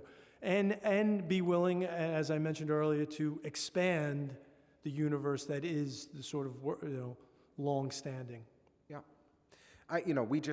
The Department of Transportation reached out to me last week about a site on Atlantic Avenue where they want to do a safety improvement, and they can't advance it because there's scaffolding up and they haven't been able to figure out how to, track it down. So we'll follow up with you guys on that. We've been trying to just reach the building owner ourselves, but just to give examples of the kind of ways in which this has negative impacts on our communities. I'll just say in closing, because the chair has been more than, as always, very gracious. This is a major quality of life issue for us. And we've long, I think, been aware of the negative impact that scaffolding has on NYCHA campuses and, the lack of sight lines and safety issues. Scaffolding is home to chronic homelessness and street homelessness in New York City. The poor lighting that we experience, the inability for people to feel safe on their community, it depresses economic activity in commercial corridors. It blocks natural light in people's homes. It is immensely frustrating. And when people see scaffolding up for year after year after year, it infuriates them, and I think rightly so. So I'm pleased about this package. Chair, I really appreciate you holding this hearing today. Appreciate all the lead sponsors in helping to drive it forward. I think there's even more that we can do, but appreciate the Department of Buildings' openness to partnering with us to make We that are happen. always open to hearing new ideas on this in all fronts. Councilmember, let me just say one thing on this issue of sheds and in general, the working relationship between DOB and NYCHA, I think it's at its all-time best. Not saying it's because they're two Staten Islanders at the respective helms, but Lisa Bova Hyatt, wherever she lives, is a superstar and a difficult job, but we are working in part, credit to our Chief of Staff, Jason Rozewski, in working. The second thing I want, you referenced hearing about sheds from constituents when you're at the subway station. Thanks to the crack staff, I now know that there are 493, roughly, sidewalk sheds within the entrance of a subway station / a bus shelter. I think the central staff wanted to ask that question. And lastly, again, that's why this is all important. These bills are critically important. I personally, as a non-subject matter expert, I'm not afraid to say that I'm geeking out big time on the Thornton Tomasetti work. This is the first time ever, right? And it is going to inform us and guide us in a way that has an impact. Thank you very much, Chair. And thank you, Commissioner. Thank you so much, Councilmember Ressler. All right, let's see how many questions we can get in the next 20 minutes or so, because I know the members of the public are also here and wanting to share their perspectives, and we have a lot to get through. But I want to make sure to give my colleagues an opportunity. So my first question is just a follow-up. I think, Commissioner, you've answered this in 4 different ways, but I'm going to ask in one more way. We have about 300 sheds citywide that have been up for more than 5 years, approximately another 500, so 800 in total that have been up for more than 3 years. Of these roughly 800 sheds, how many are city-owned? And then does that include NYCHA, since NYCHA is a creature of the state and all?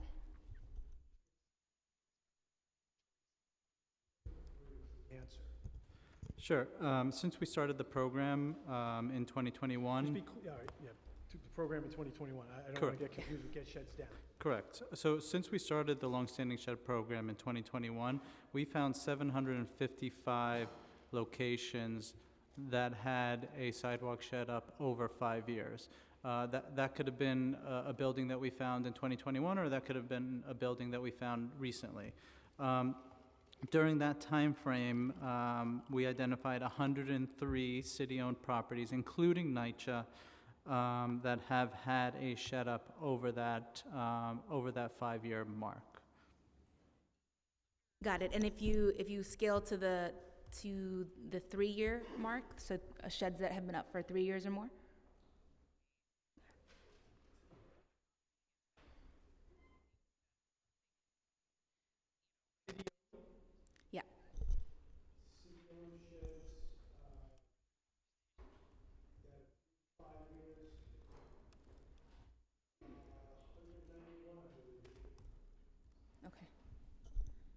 Madam Chair, we will get back to you with, make sure that my answer is right, but if I'm reading my chart, it's 191 city-owned sheds that are 3 to 5 plus years. Got it, thank you. Yeah. So, okay, so if I'm understanding your reading of the chart, that's roughly a fourth of sheds that have been up for more than 3 years are from city-owned properties. So I actually have a lot of confidence in you know, you're not supposed to have favorites, but Deputy Mayor Joshi is on the case. I know she and the DOB team can make a dent on that, but that is striking that a quarter of the properties that are these longstanding sheds are city-owned, right? So yeah, we need to practice what we preach. Okay, so the Department of Buildings, do you have the authority, or do any city agencies have the authority to direct emergency work for unsafe buildings, to erect sheds on behalf of an owner that may need to but hasn't? Deputy Commissioner will explain the emergency deck and the immediate emergency deck process. Anytime our inspectors or licensed professionals come across a building that they see it has an immediate situation where public protection is required, first and foremost, we will impress upon the owner that they need to install public protection immediately. If the owner is not present or not capable of installing that public protection, the department will issue an immediate emergency declaration that is implemented by our sister agency, HPD. HPD will hire a contractor. They have several requirements contracts that are in place, and they can mobilize same day to install public protection. Over the last, since the beginning of 2020, for instance, we have issued over 2,000 immediate emergency declarations for public protection. In those instances, either we've gotten compliance from ownership or from HPD if ownership wasn't willing to comply and had public protection installed. So again, that's only if our enforcement team sees a specific immediate need for public protection. Either something has fallen off a building or it looks imminent that it will fall off a building. Got it, thank you. And the converse, I suppose, does DOB ever take down sheds that maybe are deemed unnecessary? I see Frank shaking his head. In terms of doing work in terms of putting up sheds or taking sheds down, that's not the department's role. The department's role is to identify whether conditions require public protection and then issue those police powers that we have, the emergency declarations or the immediate emergency declarations, to have HPD act on the city's behalf to do that work. In terms of taking sheds down, the department does not have the authority to physically remove sheds, no. Thank you. So 240 longstanding sidewalk sheds have been removed since the beginning of Get Sheds Down, and 25 criminal court summonses have been issued. What have been the results? What do, to the public, what does that mean when criminal summonses are issued, and what results are we seeing? Madam Chair, I think it's only appropriate that Rachel speak to it because she can speak to it with much more specificity than anyone else. Please raise your right hand. Do you affirm to tell the truth, the whole truth, and nothing but the truth before this committee and respond honestly to council member questions? I do. Thank you. Hi, good afternoon at this point. Sorry, Rachel McDonald. That's a great question. It's a broad question. Criminal court summonses are issued where we find that there are jurisdictional avenues to do so, and a number of factors are sort of met. So we have a lot of longstanding sheds. Not all of them are ripe for criminal court summonses. We are actually hampered by the discovery laws that every single DA's office is here too. So discovery requirements, service requirements, all those things must be met within our purview and with our resources. Thank you. Sorry, you caught me by surprise. That does mean that we can only bring certain cases at certain times. However, what it means to the public is we're using the most enforcement capacity that we can, right? We do have a carve-out to bring criminal court summonses with the permission of the law department, so we try to actually bring enforcement cases to show we see seriousness, we see safety. I also use a number of factors, right? Different council members have mentioned in the past, 311 complaints, referrals, those we take seriously. Pedestrian experience, pedestrian safety, actually blocking bus stops. I'm reading those. I count them. I use that for my analysis and actually bring those cases where we think that a punitive response, which criminal court does, right, will actually do some good. There are other cases, and I think Councilperson Brewer mentioned this too, nonprofits, churches. A punitive response for a lack of funds for a church is not necessarily the best reaction. Because in criminal court, all we can do, right, is ask for punishment. A crime has been committed. Right, so in that instance, we're asking for as high as $25,000, a fine added to the already huge costs of facade repair for these large nonprofit buildings. The Empire Masonic Temple in Brooklyn is a huge building covered in terracotta, gorgeous mosaic. It's all falling apart, right? They're gonna have to ship everything in from Italy, unfortunately, too. So another marker of a fine being added to that isn't gonna help the process. So for the public, we wanna show that we are bringing cases forward that are serious in nature, that actually meet criteria we're looking for, 311 complaints, seriousness, and I actually wrote something else down too. Yeah, there's a number of different factors. Emergency work orders being issued and ignored, right? I actually keep a spreadsheet of the kinds of violations. Actually, you yourself asked the question earlier about shed permits being renewed. I marked that too. If there's scofflaw in the idea that they're not gonna pay for permits, there is scofflaw when it comes to failing to maintain the buildings. So we take that seriously, that's another level of analysis. Unfortunately, like criminal court being punitive, you can just go to criminal court as a building owner and not comply, face a fine, and we'll have to sort of restart the process. So it can mean little to the public, I understand that. From the viewpoint of a law and order perspective, if the shed isn't removed at the end of the case, it's seen as a loss. When actually we're showing how much we care about the particular buildings that have safety issues and are, unfortunately, the case of Lenox Hill Hospital, decrepit buildings that are falling apart. They have a building at 1080 Lexington that has just been falling apart, and it's at a huge pedestrian intersection. So hopefully that shed is maintained in great condition, but they pled out their case, right? They'd rather pay $15,000 in fines than fix that building. So we're bringing them where we think they are appropriate. Thank you so much. So you're saying that the result from one of these criminal summonses could be more fines? It's not, we're not seeing people locked up? Let's lock them up. No, I'm kidding. We've never attained a misdemeanor for an individual. More likely than not, at pre-pandemic, again, pre-discovery changes. The discovery changes in the New York State legislature have been huge for what we can and cannot bring in criminal court.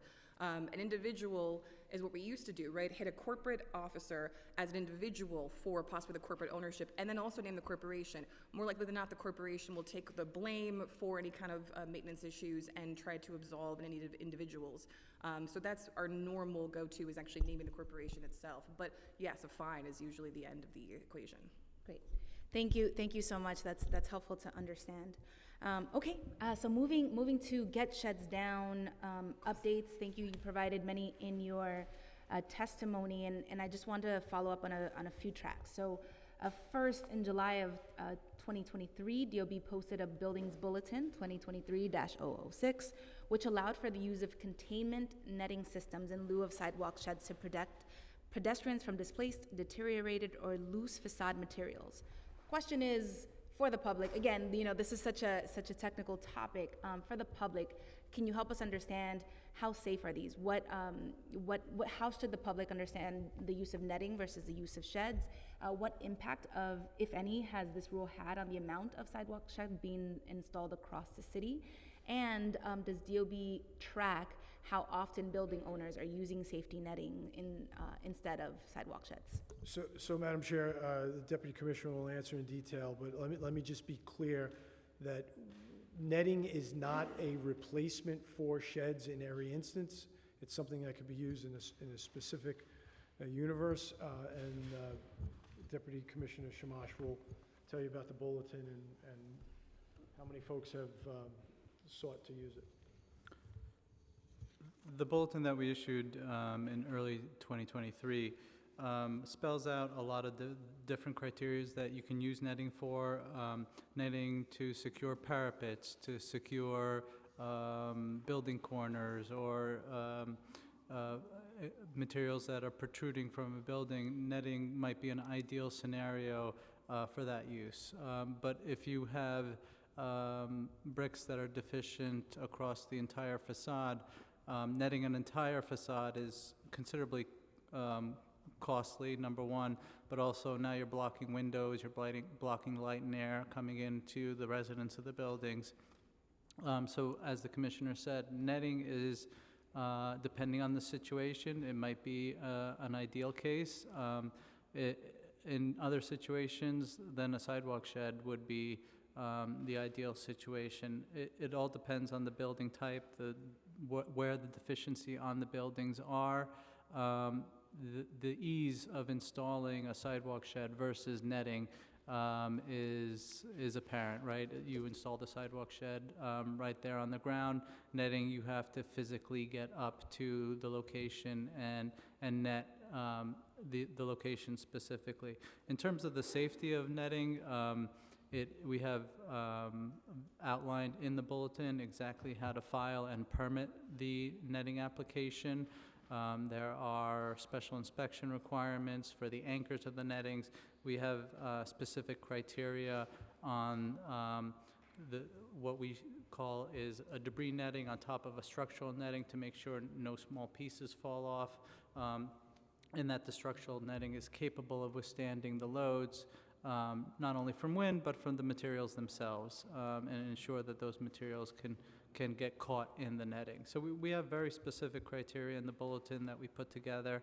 It outlines exactly how to file with us the netting application, and it's something that we are advocating for on private and public buildings. When we speak with our sister agencies, when we speak with the private owners, we tell them about this netting bulletin, and you can see and ask them to see if netting is a possibility.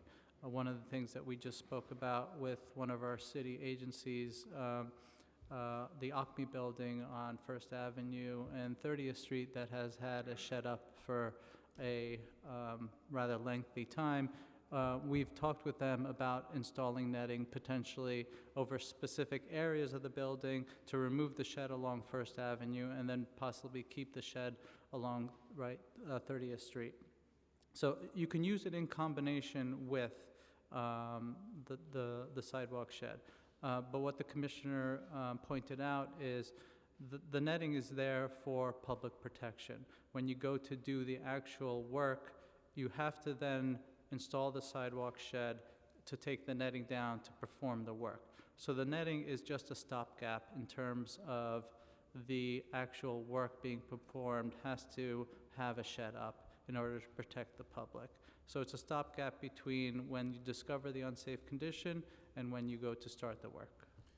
Madam Chair, the only other thing I would add is just a reminder that in the design RFP, the 6 designs that are coming back, 2 are above street level. So we'll see exactly what that looks like, exactly what that entails. Got it.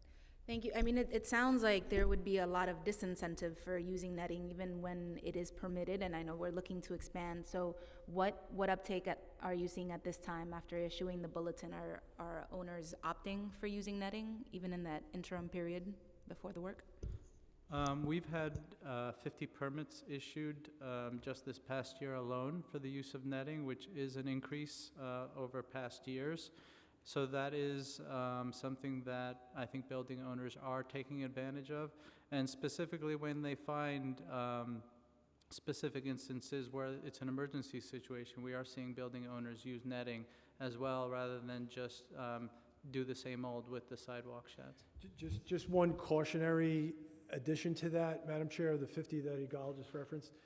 That's not to say 50 times they've replaced the sidewalk shed. In fact, I think our analysis is maybe of the 50 permits sought, maybe 2 sidewalk sheds were replaced. So just I don't want to oversell what has happened to date, but the 50 permits are an interesting thing. I just want to make sure we put what that means in context, right? Yeah, and I think the study will be very interesting to see what these two creative firms come up with for the two non-sidewalk levels. And it doesn't have to be netting, it doesn't have to be a wrap. Maybe it's some sort of canopy that gets installed at the second floor that can, a canopy without legs coming down onto the sidewalk. That is a form of public protection that you can hang off the roof of the building, right? So all these things are creative ideas that these two firms, and they're really great firms with a lot of creative ideas, that we're expecting to come out of this, and we're excited about it.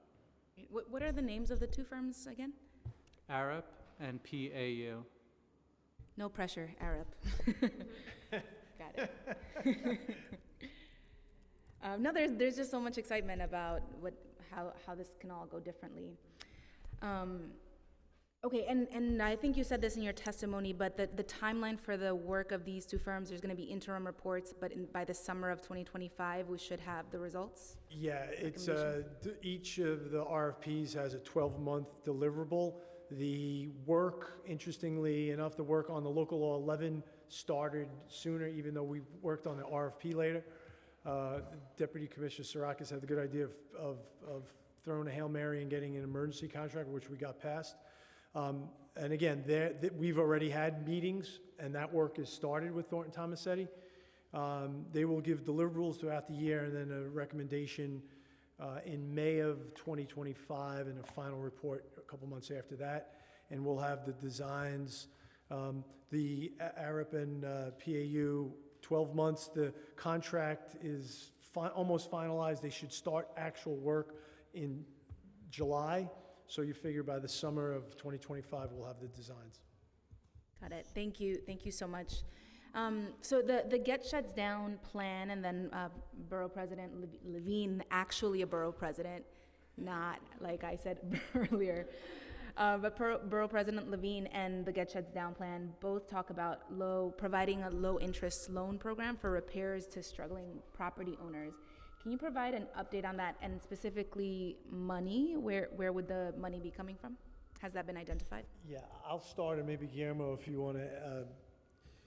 So we've been talking with the Borough President's Office, and we kind of just took a look at the universe, and we realized that, and Guillermo will give you perhaps some of the specifics about the universe. It's just too big of a universe. It would be too costly a number.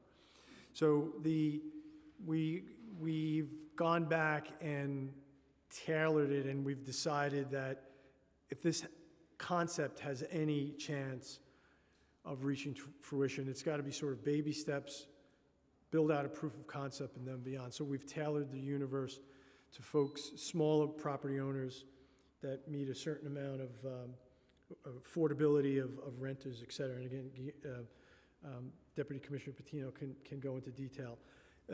But in all candor, the conversations that the BP's office has had and the initial conversation we've had, getting private sector lenders to participate in this is going to be a challenge in these sort of fiscal times with these interest rates. The model that we're seeking is the small SBS, and again, Guillermo can give you more details.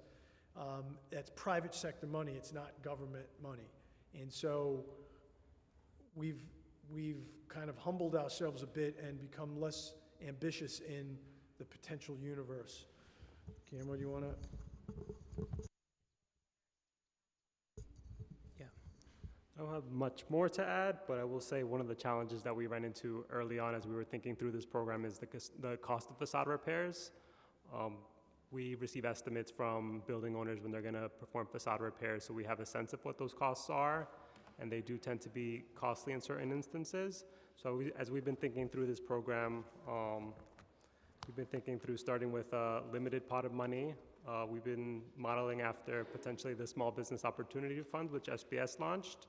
That was about just shy of $100 million, that loan fund. So we've been backing into that number and trying to figure out what the appropriate universe of building owners to assist is. And initially we're thinking potentially rent-regulated buildings subject to FISP, given the potential for more limited rent rolls there. But we're still working through what that universe should be with the Borough President's Office. So look forward to keeping you updated on that. Have you spoken with your sister agency about including facade repairs in the new J51 authorization? We have not. We can follow up with I think that would be partner a good idea. agencies on that. Okay. Thank you. Yeah, we're currently moving on that legislation, so we can consider inclusion of that as one of the benefits. Great, thank you so much. So next question, and we spoke a little bit about this before the hearing, Commissioner, but according to DOB's website, there's a sidewalk shed monitoring and removal unit whose mandate is to address buildings that have maintained a sidewalk shed for over 5 years. So just can you share updates on this unit? You mentioned a little bit about 7 staffers. What has the existing team been able to do in terms of actions taken against building owners? Is Rachel a part of that team in terms of legal proceedings, or are there other tools that the agency is using? So the sidewalk shed monitoring and removal unit is the long-standing shed unit. We use those two terms and interchangeably. In terms of from the Enforcement Bureau side, we have 1 supervisor and now 5 inspectors in that unit. And then on the administrative enforcement side, on Guillermo's side, Rachel and a paralegal.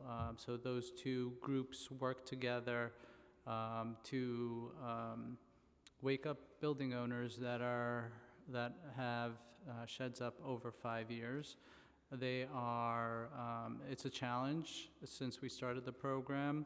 I think we've gotten a lot of momentum in terms of the court cases, but in terms of outreach also, the council members mentioned, you know, what can you folks do to help us out? And we've noticed that outreach helps as well. So any pressure that you can put on building owners, we would certainly be glad to partner with you folks and do the outreach together. We've done that with other sister agencies as well, where we've partnered with them to do outreach with these building owners. But all of the above, it really takes all of these efforts: inspections, outreach, court cases, commissioner's orders, all of the above, to wake up these owners and get them to maintain their buildings in a safe condition. And that's what we really want, right? The shed is the byproduct of the lack of maintenance on these buildings, and it's the maintenance that we're really pushing for. And our commissioner's orders and our court cases that Rachel brings up are for the lack of maintenance. Thank you so much. That makes sense. So are there specific issues that landmark buildings face? Any special considerations as we, you know, as the agency and these pieces of legislation considering altering design standards and more?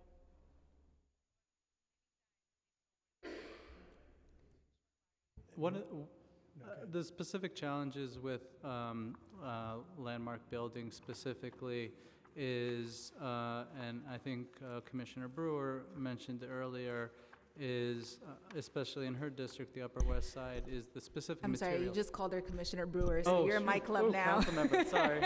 Sorry. She has so many titles, why not Commissioner? No offense. Specifically the use of and the replacement of terracotta, and on the Upper West Side, that's the use of terracotta is prevalent on those historic buildings. There are very few manufacturers of terracotta in the United States, and the lead time for those materials tends to be significant.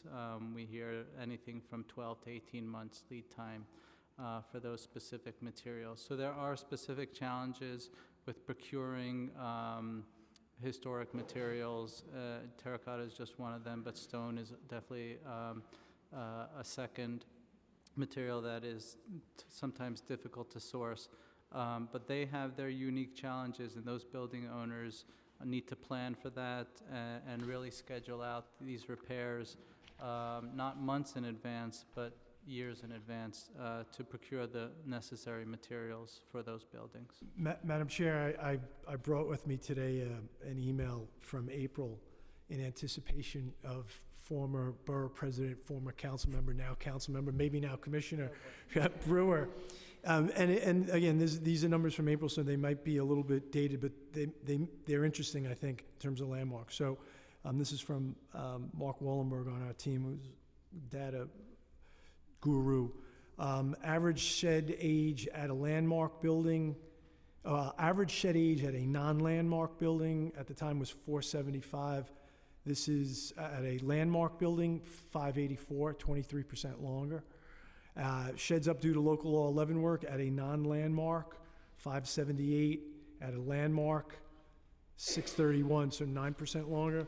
And then for Councilmember Brew, I was citywide average 494, Upper West Side 576, West Side around 76th Street 728, and the West End entirety 683. So there's a particular, and we referenced it earlier that Yigal just mentioned with that thing that bubbled up. I think it was perhaps a New York Post story about this whole block was consumed with sheds. It's landmarked, and it was a particular type of stone that added to some of the delays in the underlying work. Yeah, no, thank you. That's a lot of sheds on the Upper West Side. Okay, and so you're saying that in terms of landmark properties, it's the materials, it's the uniqueness of their construction that is driving these delays. Yeah. Okay. Thank you. That's correct. Yep. That's correct, Karen. Thank you. So in connection to Intro 369 and drones, is it the department's opinion that NYPD is the appropriate place to be considering a permit to be used for inspection of a facade? NYPD should have that jurisdiction, that shouldn't live within the Department of Buildings? Well, just to be clear, so the change that happened with the use of drones was establishing a process to go through NYPD to get a permit to use a drone For any reason. for everything. We in the agency encourage building owners and to utilize the technology to help them in the report, but doesn't displace the sort of tactile parts of the inspection. You want to detail that? We definitely think technology, and not just drones, right? So there's a lot of other technologies out there, a lot of different types of imaging equipment that could be used to help with the inspection of an exterior wall. And it's a tool in the toolbox. All technology, if used appropriately, is a tool in the toolbox that the QEs can use to help in their inspection. And the industry agrees with us. It does not replace a person being on a building and doing that hands-on inspection. And maybe it shows a bit of how much of a nerd I am, but in my free time, I read, industry magazines and documentaries, and I saw for bridge inspections, they're using drones extensively to do those inspections. But again, it's just a tool in a toolbox that the inspectors can use. The replacement of a person being on a building and sounding the materials and really having a hands-on, up-close evaluation of those materials cannot be replaced with technology yet. Madam Chair, obviously there's technology today, drones and otherwise, that didn't exist in 1998 for Local Law 11, didn't exist in 1980 for Local Law 10.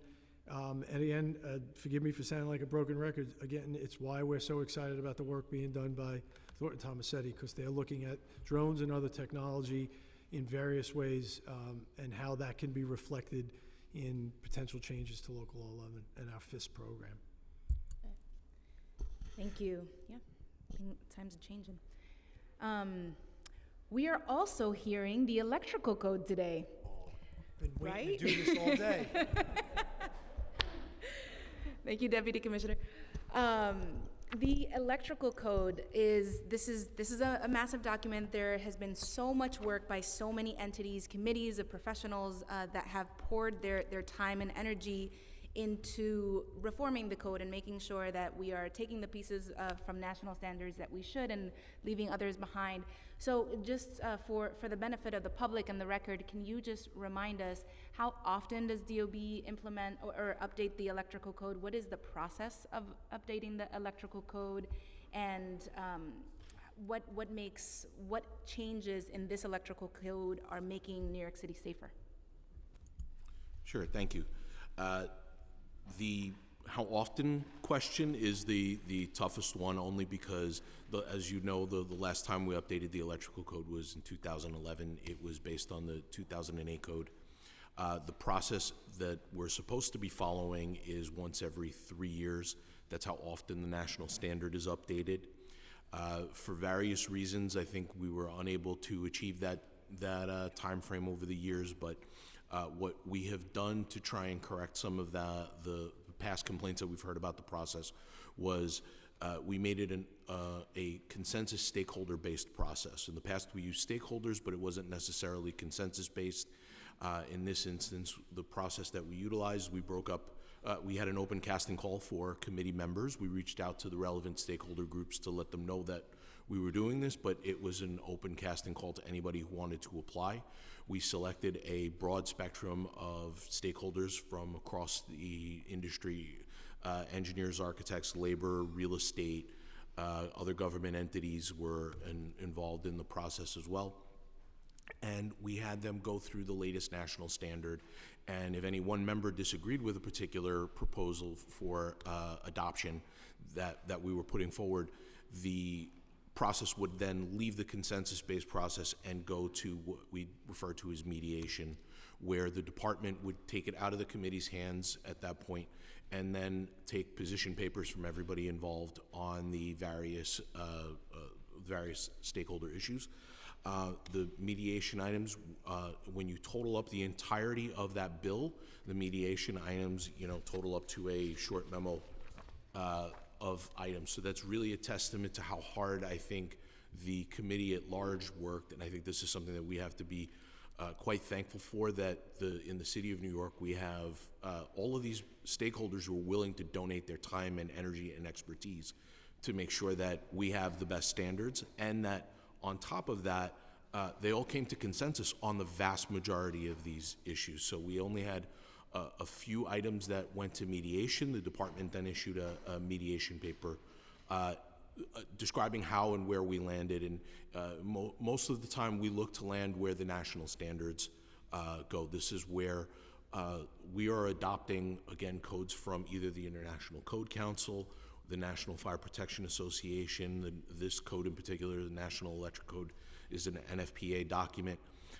And in this particular instance, another reason why it took us so long is we were moving the electric code from Title 27 to Title 28.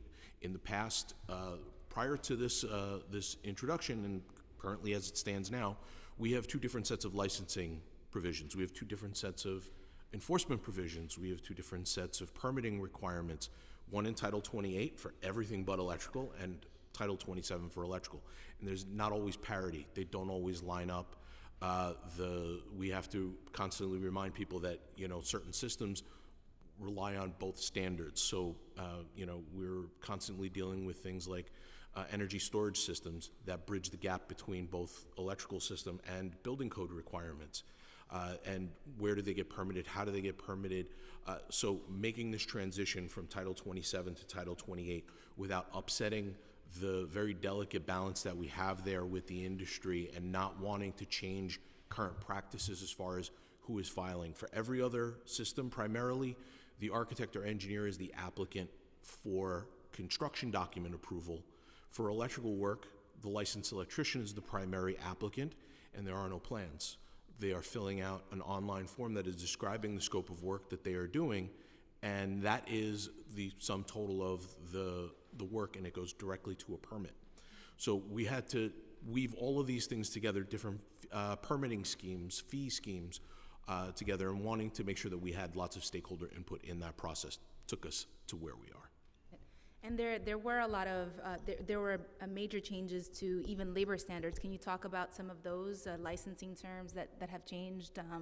I think there was an elimination of a journeyman title, and even well, I'll get to the electrician licensing board in a bit, but can you just talk about some of those labor standards that have changed?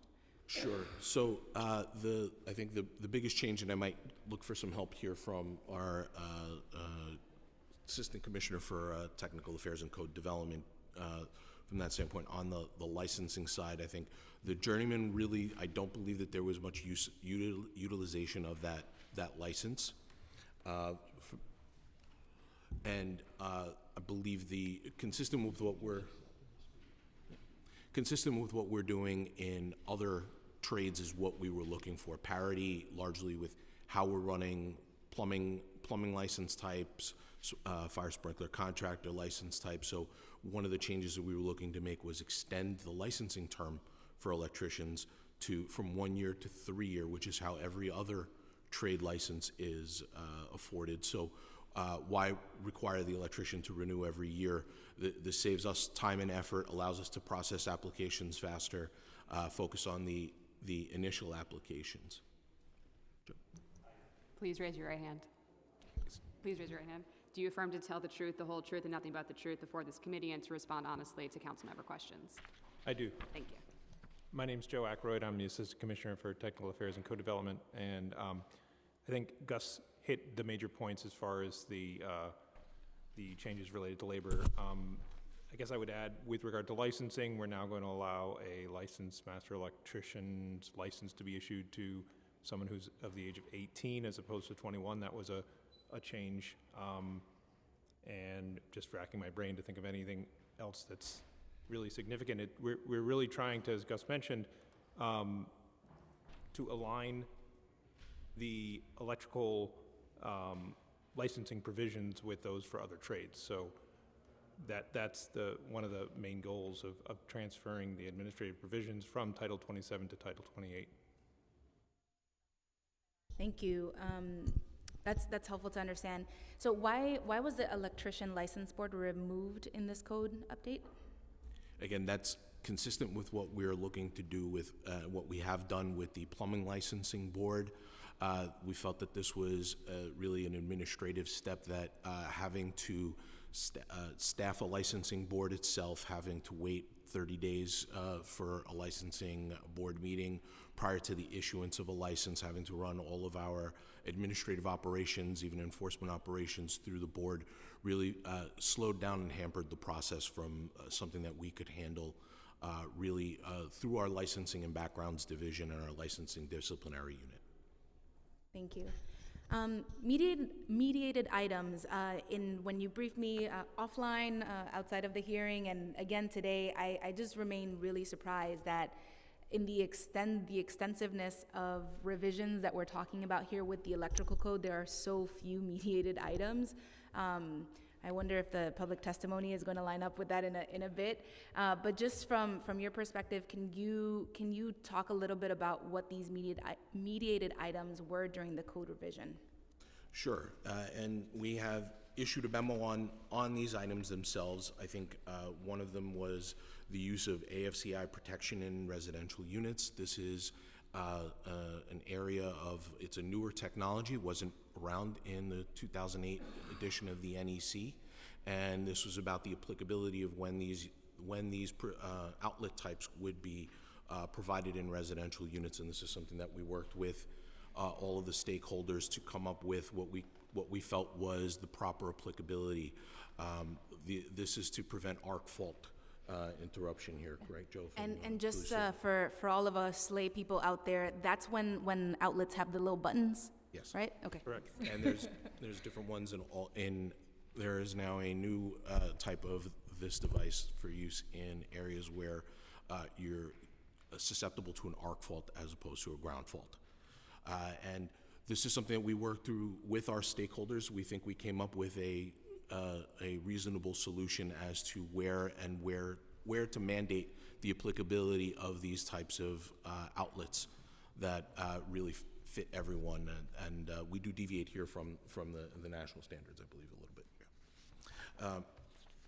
second item, and apologies, I'm going from the memo itself, was the use of PVC. This would be plastic as conduit and risers in buildings. This is something that the national standards have had a much greater allowance for since the 2008 code adoption that we had. We also, at that time, were greatly limiting, I think, the use of plastic in as a riser, even for what was allowed back then. But the material science has changed in that time frame. The amount of plastics in buildings has increased tremendously, and our goal, after discussing with all of the stakeholders, was to go with the national standards. So this would allow us to match what is done honestly in the rest of New York State as far as the use of PVC, the rest of New York State and the rest of the country as far as PVC is and conduit. And regarding using PVC and risers, does the amount of hazard or the potential hazard, does it change based on the building size? I would say in general, yes, there is always an increase, but the idea is still, the concern would be a fire in one location spreading to another location. So obviously the number of people, we make greater allowances in general for 1 and 2 family homes that we do for, let's say, a multifamily building. But I think in this instance, there's sufficient protections in place that would make what we're adopting here safe and adoptable. If I can add just a little bit more on the height of buildings, the code is going to require where you are more than 3 stories in height that the PVC be within fire protected enclosures. So that gives some level of comfort. Previously, the electric code kind of made a distinction between residential and non-residential buildings, and that's no longer going to be the case. And overall, we have greater mandates for sprinklering of buildings, fire alarm protection, things of that nature as buildings get larger. Thank you. And the issue with PVC, the material is the fumes that they emit, correct? That's one of the concerns in and of itself, but I think that have been raised. I think the concern in general would be more about the integrity of the wiring and the openings that it would leave more so from that standpoint. Thank you. Microphone. Thanks so much. There's a couple more, right? Pre-manufactured wiring systems? Yeah, so this, I'll throw it more to Joe, but the idea here is that this is systems that are largely pre-wired and less, for more of a layman term, more plug and play, but the idea is they are still more complex than your average electrical appliance, and they are component of a building system in and of itself. This is something that, again, was not available in 2008, but is being recognized now through the national standards. Can you give an example of what some of these things might be? Sure. Yeah, I guess in a retail setting, you might have some displays that could be connected by way of these manufactured wiring a little more simply, so that if you have like a fluid space, these displays can be moved. Another example might be the furniture that we have in offices now that have a lot of the electrified aspects of it. I think this is where the mediation and compromise allowed us to come to a decision the department felt comfortable with, where the parties were advocating that we really shouldn't be using manufactured wiring for emergency systems like emergency lighting and exit signs, and we made that clarification in the electrical code to really ensure that the manufactured wiring, which currently you could use with a special permission from the department, is now, and is routinely given, is now allowed without that bureaucratic process, but still putting a curb on it where we think it is appropriate. Thank you. Great, and then low voltage installers? That's the last mediation item. So this is an area where back in 2008, there was a potential brought up that there would be this low voltage work that would require some kind of additional training and expertise, and that never seemed to materialize. Low voltage work, which is work under 50 volts, did not seem to rise to that level for the largest part, and the current scheme, I believe also since that time we have fire alarm installer criteria that the FDNY has a licensing and criteria for the folks that do that work. The amount of low voltage work, though, has increased in the type of systems that are out there, potentially greater. Things such as installing a Ring doorbell, for instance, could potentially fall under a low voltage work. There were proposals here to, go in various different directions. Our selected choice here was to align really with the national standards and the current status quo for what's being done, which is to rely on the competency of the people doing this work and the training and expertise that they have without the need for additional licensure. But we did write in that we would have the authority to adopt criteria by rule, and we did also limit the types of systems that this can be utilized with. Joe, I can trust you to go over the different systems themselves, or? Sure. I think a couple of examples where low voltage would require someone other than a qualified person are, for instance, where you have fuel dispensing, and low voltage wiring is used with fuel dispensing. There are intrinsically safe areas where you have the potential for explosive gases to accumulate, such as where you have potentially spraying of paints, or certain areas where gases could potentially accumulate in mechanical spaces. Those areas where there is that explosion hazard is kind of carved out as not necessarily being permitted to be performed without a permit by a qualified person. Thank you. And also life safety systems. Yeah, that's right. Life safety systems such as the fire alarm wiring, and I think offhand I don't know what the other life safety, maybe sprinkler related potentially wiring. Yeah. Emergency. Yeah.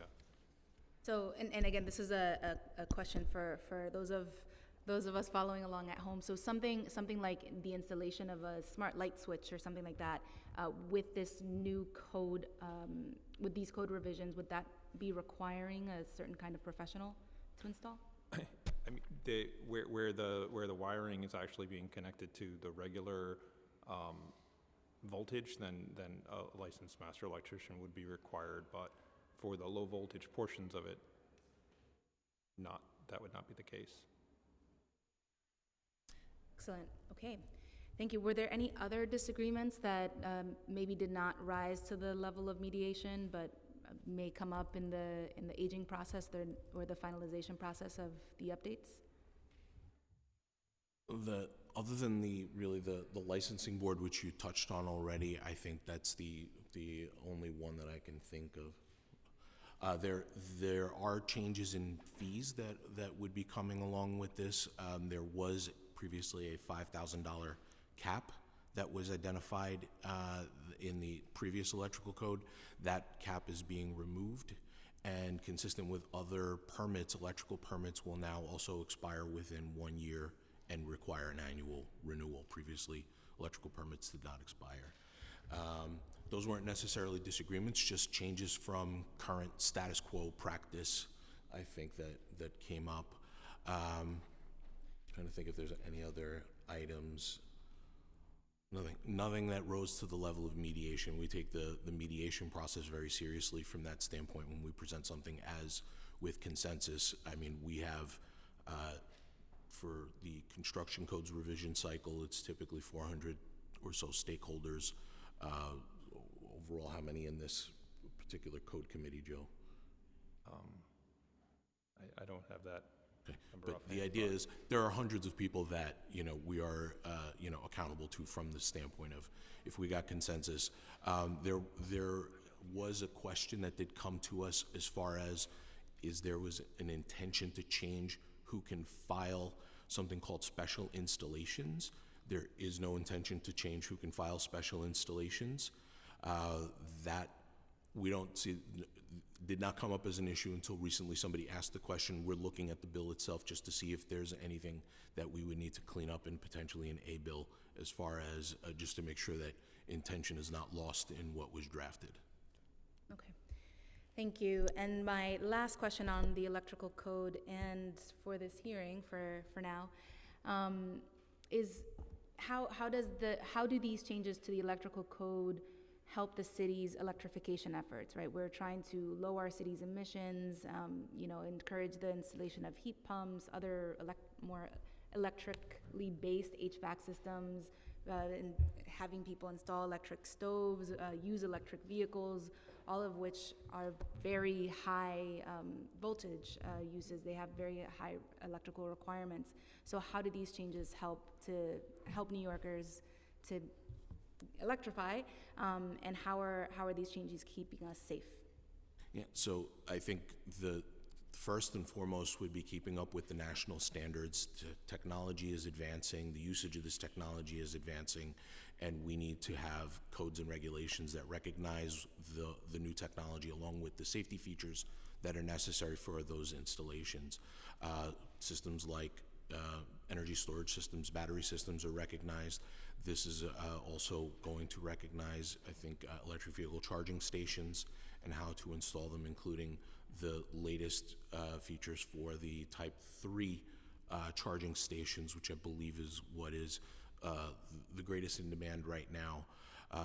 It will help us keep pace, and then also combine this with the City Council's past work on emissions limits. New building construction is going up that is not allowed to use other forms of heating and electric heating and cooking from that standpoint would need to follow the latest standards here. Good.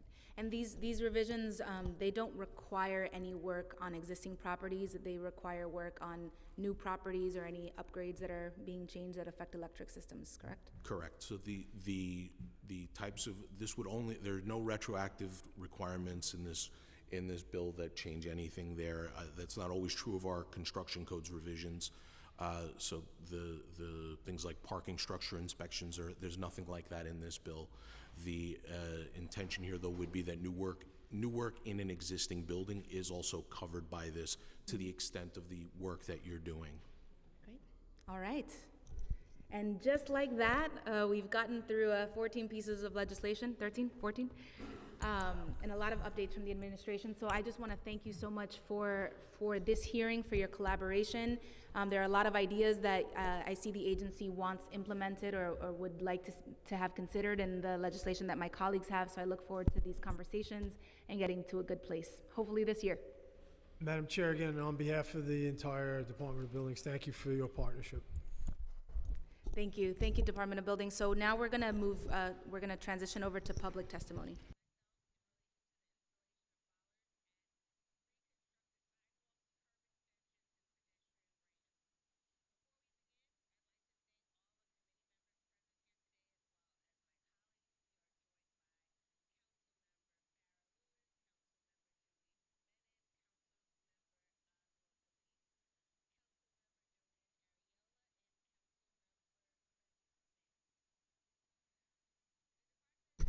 We're going to take just a 3-minute recess for those of us who need bio breaks or other, and we will resume right after.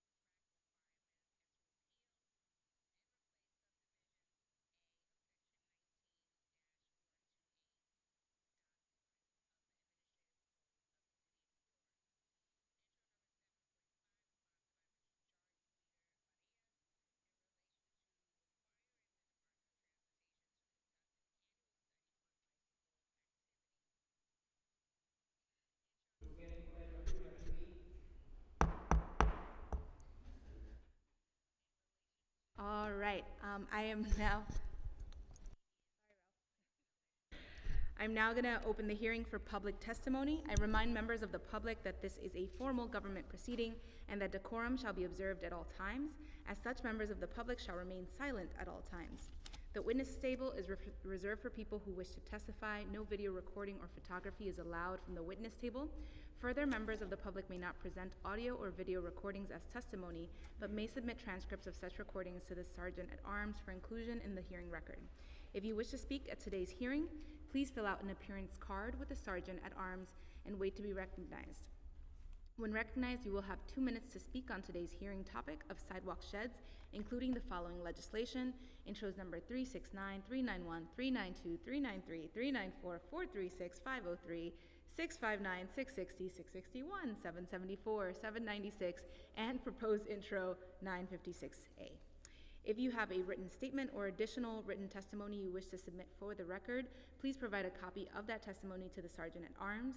You may also email written testimony to testimony@council.nyc.gov within 72 hours of this hearing. Audio and video recordings will not be accepted. I will now call the first panel: Adam Roberts, Daniel Avery, Andrew Ridgey, and Barbara Blair.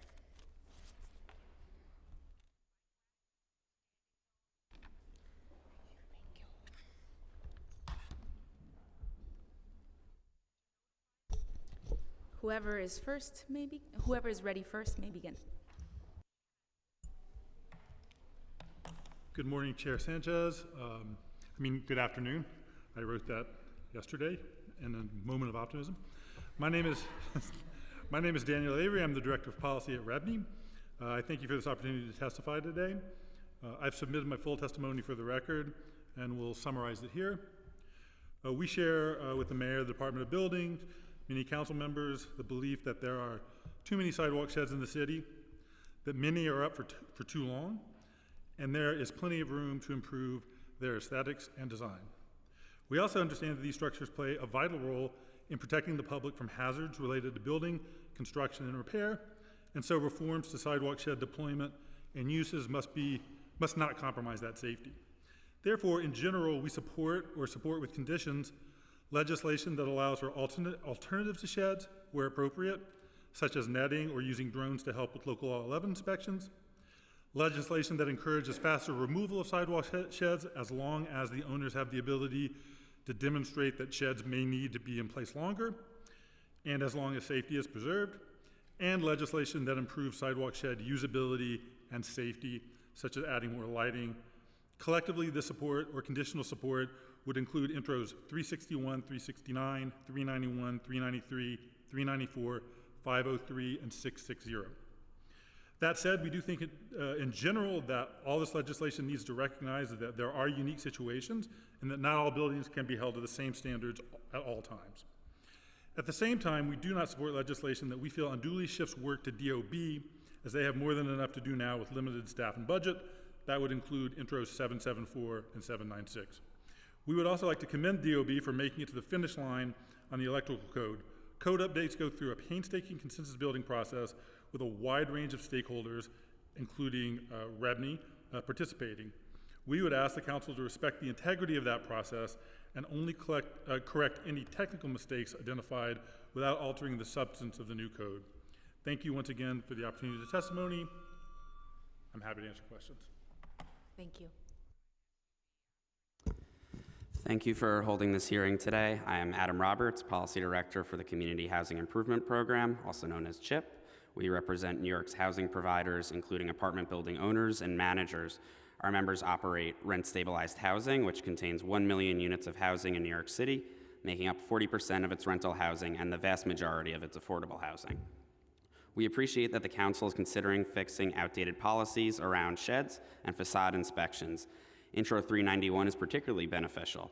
By removing burdensome design requirements for sheds, it allows buildings to have more attractive sheds that benefit residential and commercial tenants. We do have concerns with Intro 661, which would fine owners who do not apply for a work permit within 6 months. Facade work is dangerous and labor-intensive, requiring months of soliciting bids and creating designs before applying for a permit. This bill would incentivize the flooding of DOB with rushed permit applications to avoid fines. Looking more holistically, we want to be explicit with the council that these bills will do little, if anything, to actually reduce the amount of sheds and facade inspections occurring in the city. The only way to actually reduce them is to reform Local Law 11. Local Law 11 requires inspections every 5 years. This places a huge burden on financially struggling buildings like those which are rent stabilized. It also disincentivizes the replacement of facades, since scaffolding and sidewalk sheds must be erected every 5 years for inspections. Therefore, facades are continuously patched when inspections are done rather than replaced. This means our facades perform worse from a safety and sustainability standpoint. The council must immediately begin drafting legislation to solve this problem. For instance, Local Law 11 should be required every 10 years for buildings deemed safe in a FISP, and every 15 years for buildings which replace their facades. Facades are designed to last for decades, not to be patched every 5 years. For older rent-stabilized buildings, Local Law 11 is now pushing too many buildings towards insolvency. Net operating income has plummeted across the city, falling as much as 20% in the Bronx. Local Law 11's financial strain forces maintenance to be deferred and building staff to be let go. This makes our city less safe, not safer. We look forward to working with the council on finding a true solution to the problems caused by sheds and inspections. Again, thank you for holding this hearing today. Thank you. Also, Adam, I think you get the gold star for attending the most H&B hearings, so thank you for always being here.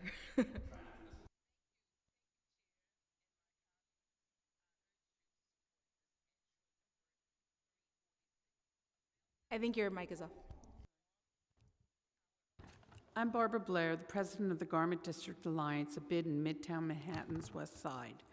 Thank you, Chair Sanchez and members of the committee, for this opportunity to voice my support specifically for Intro 391, 393, 394, 659, 660, 661, and generally for the others. For many years, the Garment District has spent urging DOB and our elected officials to address the deplorable design of current sidewalk sheds and the seemingly impossibility of getting sheds down that have been up for egregious lengths of time. DOB started this work in 2009 with a design competition. The product of that work was the Urban Umbrella. Although the design was dramatically better, apparently the cost to property owners was prohibitive. The Garment District strongly supports a new design that allows for mesh netting, requires a ceiling height of at least 12 feet, eliminates crossbar bracing bars, dramatically improves shed lighting, and eliminates allowing sheds to be erected to avoid litigation in the event of facade instability, rather than creates a process wherein the work is done by the city with a lien placed on the building for the work, or some other mechanism that disallows sheds to be up for an egregious length of time. With over 12,000 feet of sidewalk sheds in our district, in addition to the blighted optics of the neighborhood, they're also a magnet for individuals in deplorable human condition who take refuge under them, creating an ominous situation. I thank Council Members Power and Botcher for turning their attention to this matter, and to our other council members that took up the topic. Excellent. Thank you so much. I just want to ask on sidewalk sheds in particular, as we are seeing the results from the studies that DOB has commissioned on Local Law 11, as well as on the design standards. I'd love to have your feedback in real time as we have that information, because the council is going to be required to legislate at least some of the changes that come out of the recommendations from those reports. I'm sure my colleague from REBNY knows far more about this than I, but two things that came up here today, including from Councilmember Brewer, was the idea that the inspections have a much longer period of time between inspections. 10 years was mentioned by the council member, by my colleague from CHIPS. I don't know if REBNY made a recommendation, but also I concur with so much of what was said today, that the problem is Local Law 11. I mean, in addition to just the design and the social conditions that have been created, but certainly Local Law 11 needs to be revisited. Yeah, the sheds our current sheds are just awful looking. I would just add, I have had conversations with DOB about the Local Law 11 study, primarily to make sure that industry was going to have proper feedback going through the process and not just wind up with a final product that we had to sign off on or not. So, and they have assured us that we will be, that stakeholders will be involved throughout the process. So we will be following it closely, and we'll be happy to work with you on anything that comes out of it. Excellent. Thank you. Thank you so much for attending and staying and testifying. Appreciate it. Next up, I believe Andrew Ridgey had to go, and he will be submitting testimony. I'd now like to call up Kevin Elkins, who I believe had to go, and will be submitting testimony. Jim Quent and I will repeat the name. Kevin Elkins, who had to go. Jim Quent, who's walking up to the dais, and Ken Butner. Butner, okay, Ken Butner, thank you.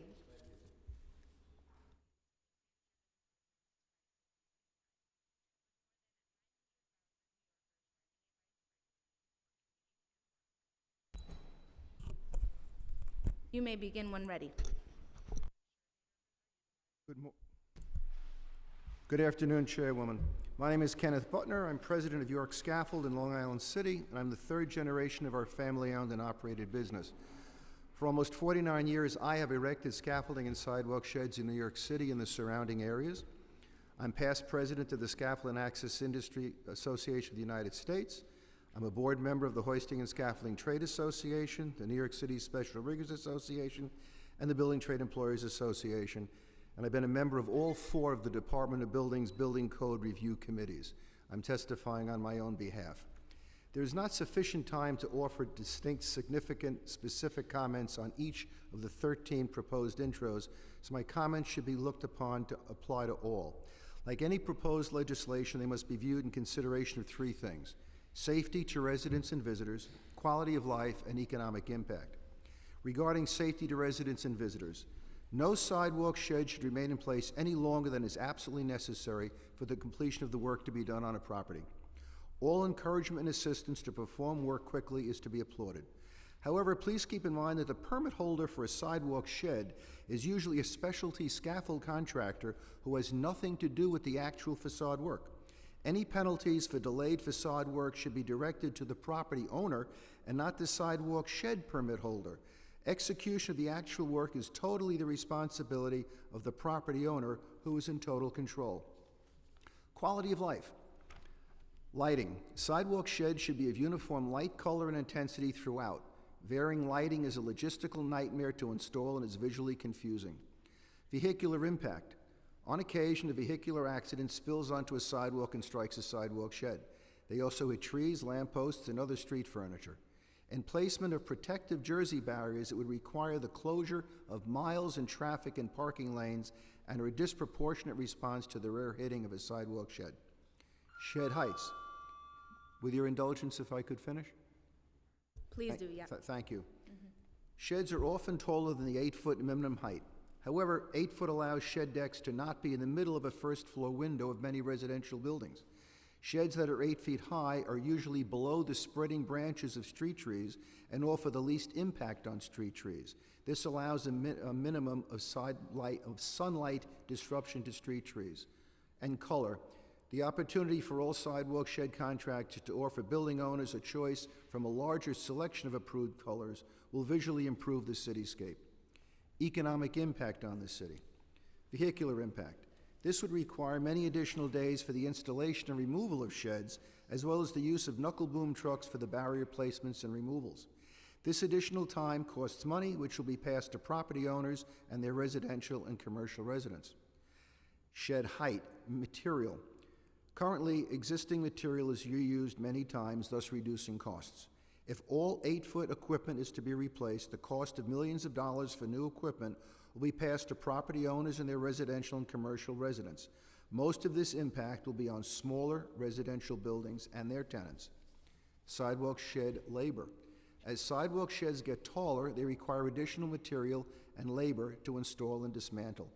This cost will be passed to property owners and their residential and commercial residents. Again, most of this impact will be on smaller residential buildings and their tenants. Inspection of sheds. Currently, the building code requires that all sheds must be inspected every 6 months, and the inspection report be kept available at the building where the shed is located. Requiring the DOB to undertake these inspections would place an unnecessary, heavy personnel burden on the department.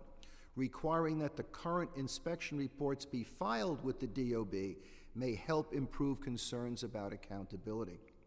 These concerns are the most important I can offer in this short amount of time. There are many more. I'm happy to make myself available to any council member who wishes to better understand how sheds operate and how sidewalk shed contractors are subject to conditions outside their control. I urge you to amend these intros so they are safely, economically, and aesthetically appropriate to sidewalk sheds into New York City. In their current form, most of them are not. Thank you. I just have a quick follow-up question for you on vehicular impacts. Which bill introduction does this particular concern relate to? I believe it was 391. Okay. Great. Thank you. Good afternoon, Chair Sanchez and Committee Council. Thank you for the opportunity to testify. My name is Jim Quent. I'm with Statewide Public Affairs. It's on? Okay. Yes. Do you want to pull it closer? Is that better? My name is Jim Quint. I'm with Statewide Public Affairs, and I'm here to represent the New York City Special Riggers Association. The Special Riggers Association was created just over 10 years ago. It includes scaffold erectors, sidewalk shed erectors, and facade restoration, waterproofing contractors, all of the above, right? So we hit all of the industry as it pertains to these bills. We want to applaud the council for taking steps to address the problem of having sheds up too long. We agree with you. The association agrees that sheds should come down. We want to get the work done, and we want the sheds to come down. However, the sheds cannot come down until the work is done, because the sheds are only there to create a safer situation, right, and protect the public and the workers. So on behalf of Veronica Sikorsky, who's the president of the New York City Special Riggers Association, I'd like to read into the testimony some comments we have about some of the 13 bills that we're discussing today. On 391, there's a section that talks about not requiring a shed for construction of a new major building. We think that disallowing sheds on new construction for major buildings is impractical, and it could lead to increased time for the construction to be completed. A sidewalk shed would have to be erected for any demolition to clear the site. Then a shed would have to be erected so that a cantilevered structure can be installed on the building, and then the shed would then be removed. Then a shed would have to be reinstalled to allow the removal of the cantilevered structure. Ken mentioned the vehicular impact piece, where if you're going to protect sheds, you'd have to use a boom truck to place bollards in the street, and that would then take up parking lanes, bike lanes, bus lanes, etc. Ken already addressed the height and the lighting issues, so I'm going to skip through those. We'll go to 393 from Councilmember Powers about removing equipment. The timeframes to remove a shed are impractical, right? Shed contractors saying that after 60 days a shed has to be removed is not practical, right? The decision for removing the shed should be made by the New York City Department of Buildings and not the permit holder who doesn't control that aspect. We're skipping over 394, 436. Councilmember Abreu's bill. We applaud the actions that would occur with this bill to provide building owners with more technical information and with access to information on loans to be available and other financing options.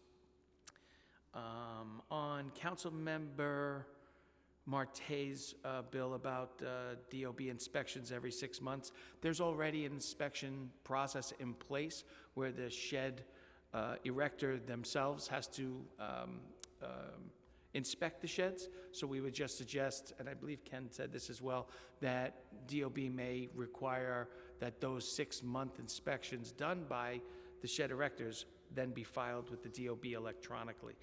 And the last thing I wanted to talk about was Councilmember Rivera's bill on artwork.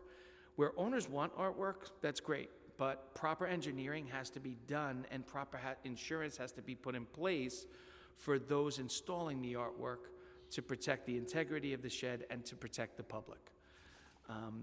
We have a lot of technical comments that we're going to be submitting to you and to the sponsors of the bills, many of whom we've already had discussions with. We thank you very much for the opportunity to present and look forward to working with you all.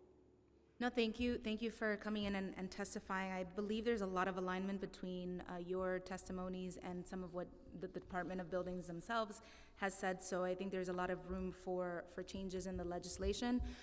Yes, if you have spoken to the members who are the sponsoring members, that's great. If you have not and you have any concerns, please, please, please let them know in addition to your comments here today. And I just want to state for the record, we are going to take our time in considering all of these changes. So, over the next couple of months, just encouraging you to continue the conversation and flag for me any additional concerns that may arise. Great. Thank you very much. Thank you. Thank you.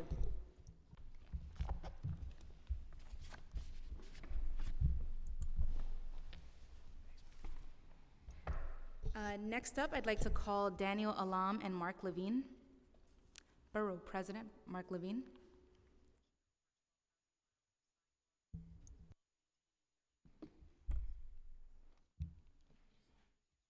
Yeah, I've submitted all mine already.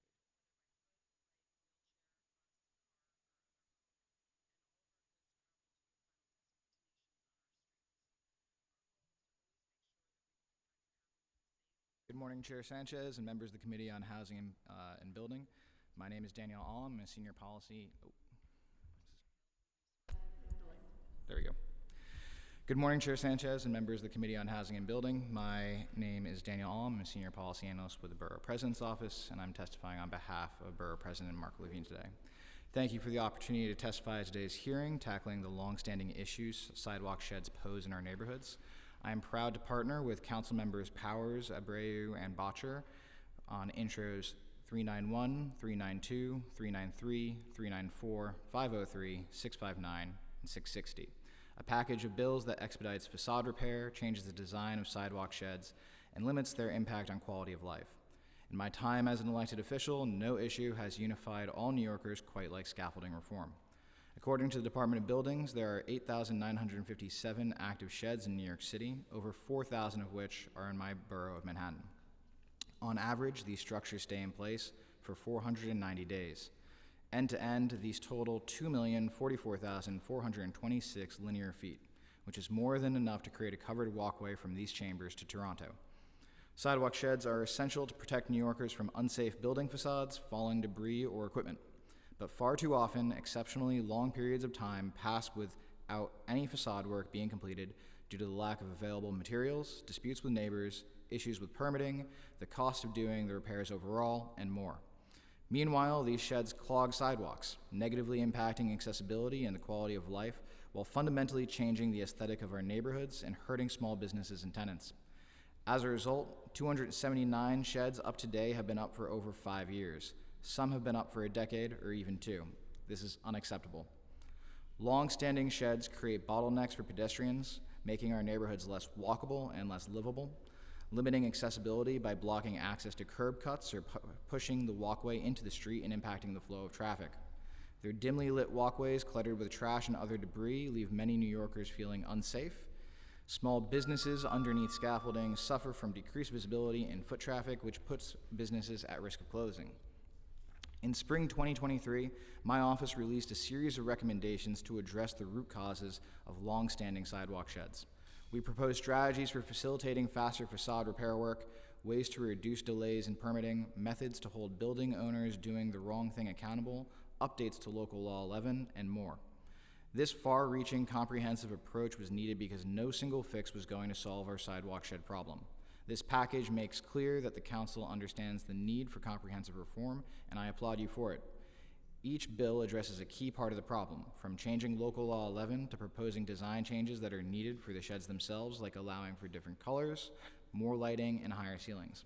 Let's get them passed. The Department of Buildings has also been hard at work, and I'm enormously grateful for their efforts and for the leadership of Commissioner Otto. They are taking steps to re-examine Local Law 11, step up enforcement, and examine building standards. But we must continue the work on right-sizing local laws and regulations that at this point have gotten out of control. Look no further than city-owned buildings to see that we have a serious problem. I am proud to work with the sponsors of this legislative package and look forward to reducing the barriers preventing efficient and effective facade repair and achieving meaningful reform to Local Law 11 and what sidewalk sheds should look like.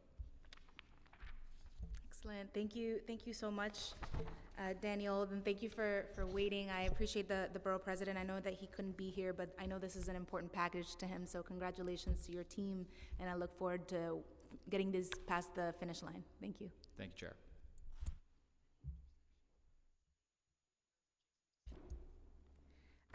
I'd now like to call Trina Samorile. Apologies if I'm mispronouncing that. Trina?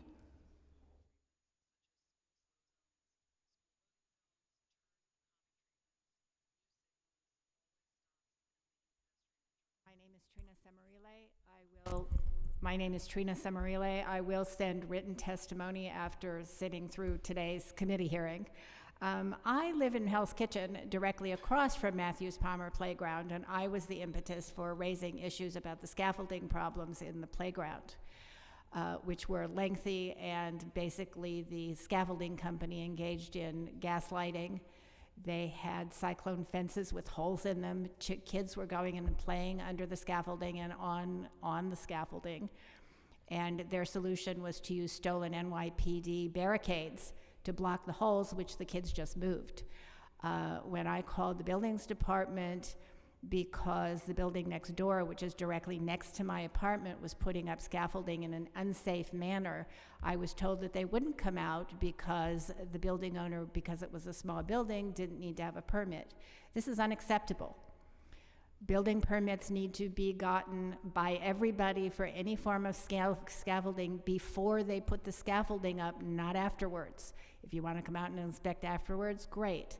If I call up and say that the people who are putting up the scaffolding are working in an unsafe manner for their safety, somebody needs to come out and inspect immediately, not tell me they'll show up in a week or two when the scaffolding is already up. There are ongoing problems on my block with scaffolding and work being done on the brick faces, where brick dust is spreading down the block.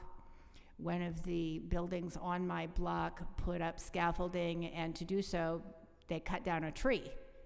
And it was a fairly young tree, and we now have a stump on the ground. So these are ongoing problems. And frankly, I have no sympathy with building owners whining about how they can't afford to do the work. The conditions of these buildings are such because for decades the City of New York has ignored requiring owners to maintain their buildings. If you want to conclude. Great, okay. Let me think if I have anything else I have to conclude with. The other thing I wanted to say, which I think is rather important, is I was not amused by the, what I can only call the overexcitation about using AI.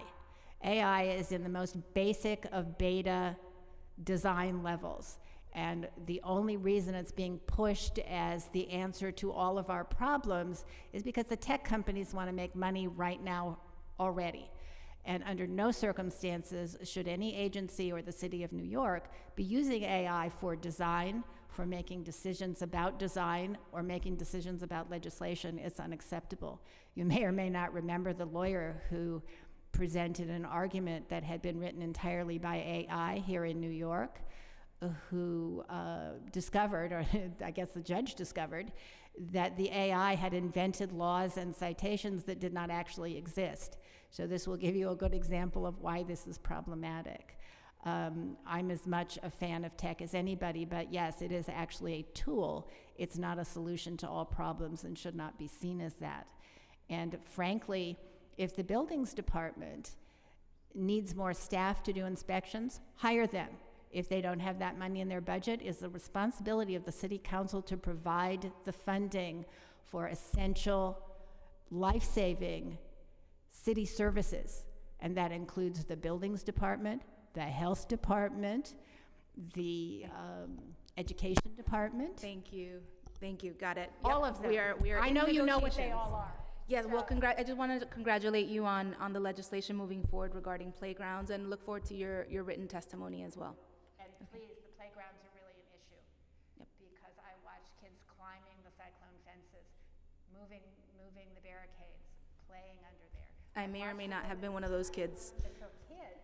I don't know if Yep. they were her kids or she was watching them. Okay, I'm sorry, we do have to move on, but thank you so much. I really appreciate your testimony. All right, thank you.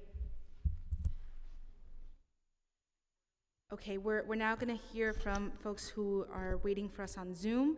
I'd like to call up Lori Gold, Mary Ann Rothman, followed by Ben Weinberg. Your time is starting. Hi, I'm trying to, there we go. Good afternoon, Chair Sanchez, members of the New York City Council, Borough President, Commissioner Otto, nice to meet you finally, and honored guests.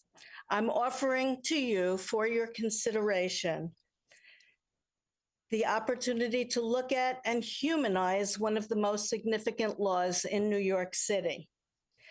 I'm looking at repositioning and augmenting the way we approach what is now Local Law 11 and FISP, and looking at the center of everything that is on today's agenda, every discussion item, every proposal, and every nuance that has gone on all morning, because at the heart of everything is Grace Gold. I'm not usually so informal at such meetings, but I did want to show off this t-shirt. Different story, very interesting story behind it. At any event, Grace, my sister, at the age of 17, was a freshman at Columbia at Barnard. She stayed to watch friends graduate. As you know, a brick fell at the corner of 115th and Broadway and killed her. And 6 months later, begat Local Law 10, which has been cited as one of the most important building safety and building development laws since the Triangle Shirtwaist Factory fire and Otis and his elevator. When it's followed, it saves lives and has made New York City safer for the past 45 years. But when it's not, we lose people like Greta Green, the 2-year-old in her grandmother's arms, Erica Tishman, who we've spoken about, and Mario Salas Vittorio, who was actually an immigrant working on the facade of a building at the time he was killed. Your time has expired. Thank you. May I continue? You may conclude, Lori. Grace's legacy was the start of proactive forward-thinking laws, most notably recently the Billingsley Terrace Structural Integrity Act and all the modifications to Local Law 11 since. What you might not have heard today is that because of Local Law 11, in addition to the legislation, a new body, a new discipline of engineering science was developed and has since been rolled out, both legislation as well as engineering science in about 15 cities. Grace's deaths and the building inspection and repair methods that came with it also created a multi-billion-dollar expansion industry that employs thousands of architects, engineers, masonry contractors, and scaffolding erectors in New York. 45 years of safer streets. Now for the conundrum. 45 years later, and I will give you a solution. The scaffolds which have been abused are really just a risk mitigation technique, not part of Local Law 11. But the 2 generations who have been born and or came to New York City since 1980 lack insight, have no history, have no understanding of why Local Law 11 and scaffolding or risk mitigation. Education is needed, and we are losing the war on public relations. At the moment, Local Law 11 is a number, and FISP is a cluster salad. It's just a mishmash that makes no sense, doesn't roll off the tongue, no understanding here.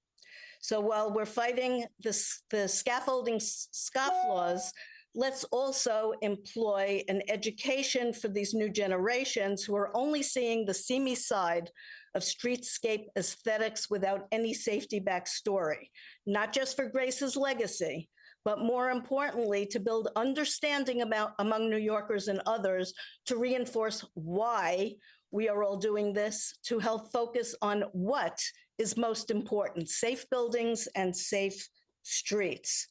By putting a face on the law, the entire meeting, we're talking about Local Law 11, let's put the face on it. Grace was a real person. This was Grace, a beautiful young woman Actually, in the beginning of entering her woman life, she was a little more than a child at 17. And with all of her talents, let me say that she could have been any one of you or any one of your children. And now you, council members on the Housing and Buildings Committee, have a compelling story and one that will resonate over generations to come going forward. So I really wish that you would consider this, and I'm going to offer two ways to approach it. One is, don't change existing policy, make it an exception. Why should it be an exception? I'll just reiterate some of the reasons mentioned earlier. The significance of the law saves lives, lives lost when not enforced, adopted by 15 cities, the body of engineering science that developed to keep streets safe and buildings to have some integrity, the significant contribution to the local economy, and frankly, the sustainability issue, the climate change. We're trying to make our buildings safer as we move forward under changing conditions. I'd like to shift away from my topic at hand to just comment. Lori, I'm sorry, if you could just conclude, please. Okay. My conclusion is there have been thousands of people who have signed petitions backing this up. There have been other councils. This isn't my first waltz in this ballroom, but there have been other council members, other chairs who have backed such legislation with many co-chairs going along. It's been killed at different points in time, which is why I offered you two solutions of how to approach it. There's very strong support, and just having a compelling story and a face will help you with this whole public relations thing as you are taking overdue, warmed over scaffolding off the street, changing how local law 11 is implemented. At the heart of it all is Grace, and to use her as your poster child, that's what I'm pushing. I hope you will support me in that regard. Thank you, Lori Gold, for speaking with my team in advance of this hearing, and for sharing your sister's story. It's a really powerful one. It's one that I've tried to recite and talk about every time that we've had a hearing here on these structural issues. Beautiful. She's beautiful. Thank you for that. And I just want to say how much I wholeheartedly agree with you on DOB's acronyms. They really need help, from FIST to SWARMP to whatever other acronyms. But I look forward to talking more with you about this, and we are looking into the suggestions that you have made. Thank you. Now I'd like to call Mary Ann Rothman. Your time is starting. Thank you, Chair Sanchez. My name is Mary Ann Rothman, and I'm the Executive Director of the Council of New York Cooperatives and Condominiums, which is a membership organization providing information, education, and advocacy for housing cooperatives and condominiums located throughout New York City's 5 boroughs and beyond. More than 170,000 New York families make their homes in our member buildings, which exists at every level of the economic spectrum. These shareholders and unit owners in New York's housing cooperatives are committed to the city and invested heavily in its future. We want our city to be safe, well-run, an attractive place to visit, and a pleasant place to live. We appreciate the opportunity to be part of this marathon hearing. We've submitted testimony in writing on all of the 13 bills under consideration today, but we'd like to just highlight our views on 4 of the bills. We strongly support Intro 369, which calls for a pilot study of drone usefulness for facade and climate inspection. And we're frankly very pleased that Commissioner Otto is considering that drones and other technology could help expand the time between future FISC cycles. We also highly support Intro 436, updating the electrical code, which is so necessary with our goals on electrification now and into the future. But we have serious concerns about Intro 393. We oppose enabling a city agency to complete delayed work as Your we time fear has this could expired. create. Thank you. I'm sorry? That was my 2 minutes? Yeah, your time has expired. Thank you. Yeah, you may conclude, Marianne. Thank you. The 393 could create long-term financial risk management and financial issues for the affected co-ops and condos. We respectfully request that this section be removed from Intro 393 or that co-ops and condos be exempted. As to Intro 503, we appreciate the intent of having the city provide technical assistance for FISP buildings, but since most such buildings have already complied for many cycles, we suggest instead that the city offer technical assistance to smaller buildings. This could be extremely effective, enabling them to benefit from aggregation and from the support of the city in finding professionals and contractors to perform necessary work. We would respectfully offer an additional suggestion. With the number of compliance requirements currently in existence across all agencies, it would be extremely helpful if the city had a program to alert all building owners every December to their compliance requirements for the coming year. We're particularly sensitive to the discussion that was held on neighbor-to-neighbor access issues with FISP compliance. It's a huge problem for our members, and a system like this might be helpful. We have suggestions on modifying the length of the FISP compliance cycle and thoughts on other aspects of the 13 bills under consideration today.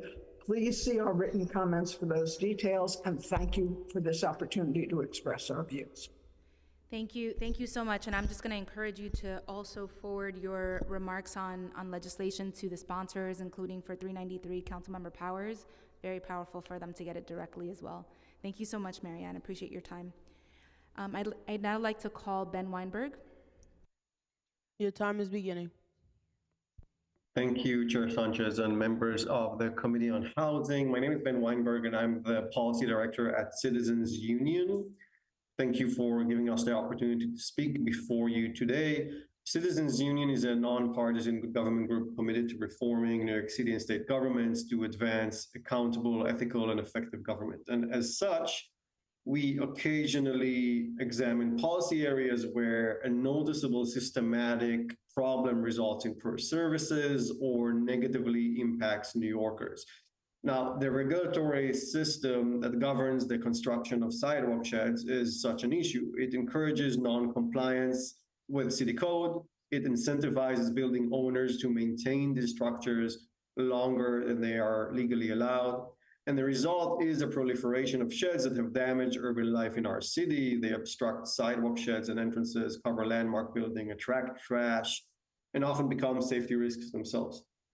In December of last year, we issued a report on the state of sidewalk sheds in the city, which reviewed the evolution of FISP, and also known as Local Law 11, the problems associated with it, and the proposals in the past and present to address the issue. Past attempts to tackle this issue have not curbed down the problem, but the current convergence of interests with the mayor, the Manhattan Board President, and several members of the City Council advancing real practical solutions for this problem is a hopeful sign. So we at Citizens Union are here to commend the sponsors, Manhattan Board President Mark Levine, as well as DOB Commissioners Otto, for advancing this important reform package. The bills before the committee today would assist in reducing the amount of sidewalk sheds that are unnecessarily up and the negative impact they hold. Now, we don't go into specifics about each bill, but we do urge all stakeholders to utilize this rare moment of collaboration to ensure that the necessary legislation is approved this calendar year, and that programmatic changes result in tangible improvements that New Yorkers can see in their neighborhood. Now, in our written testimony, we recommend a few other key issues to explore. One is to study the direct impact of penalties on sidewalk sheds, because several of the proposals rest on the assumption that increasing fines and penalties would reduce the amount of sidewalk sheds. But we do need, we believe, more precise information on how the last increase of financial penalties have affected non-compliance, as well as would be helpful if the DOB's map of active sidewalk sheds would provide information about the penalties associated with a shed or the facade they protect. This was mentioned. I'm sorry, Ben. Can you please conclude? Your time expired a little while ago. Oh, sorry, I didn't hear the note, apologies. I'll just say we also recommend tailoring solutions to historic districts, which has been mentioned, and dedicated particular efforts to NYCHA developments. And lastly, as was done in other reforms, like in the area of police accountability, we believe the mayor's office should, or the DOB should publish a reform initiative tracker. There are so many proposals and suggestion that it would be helpful to have a public tracker that follows the status of each initiative. Thank you again, and good luck with the rest of the legislation. Thank you, Ben. I look forward to your submitted testimony. I appreciate your time today. Thank you. I'd now like to call Jonathan Ehrlich. Your time is starting.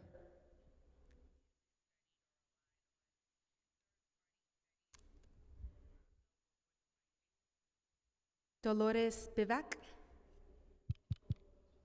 Your time is starting.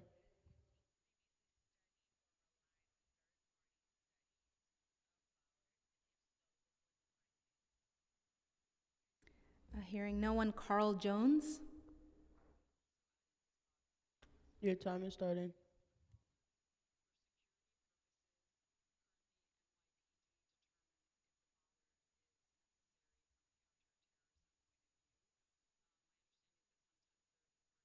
Okay, so with that, that concludes the names of individuals who signed up to testify. If there is anyone else present, please speak now or forever hold your peace, or submit online testimony. That's great too. Excellent. Okay. Well, with that, I just want to thank everyone who participated in this hearing. Again, to our committee councils and our legislative staff for all your support preparing for today. We look forward to continuing the conversation on sidewalk sheds and the electrical code. Thank you.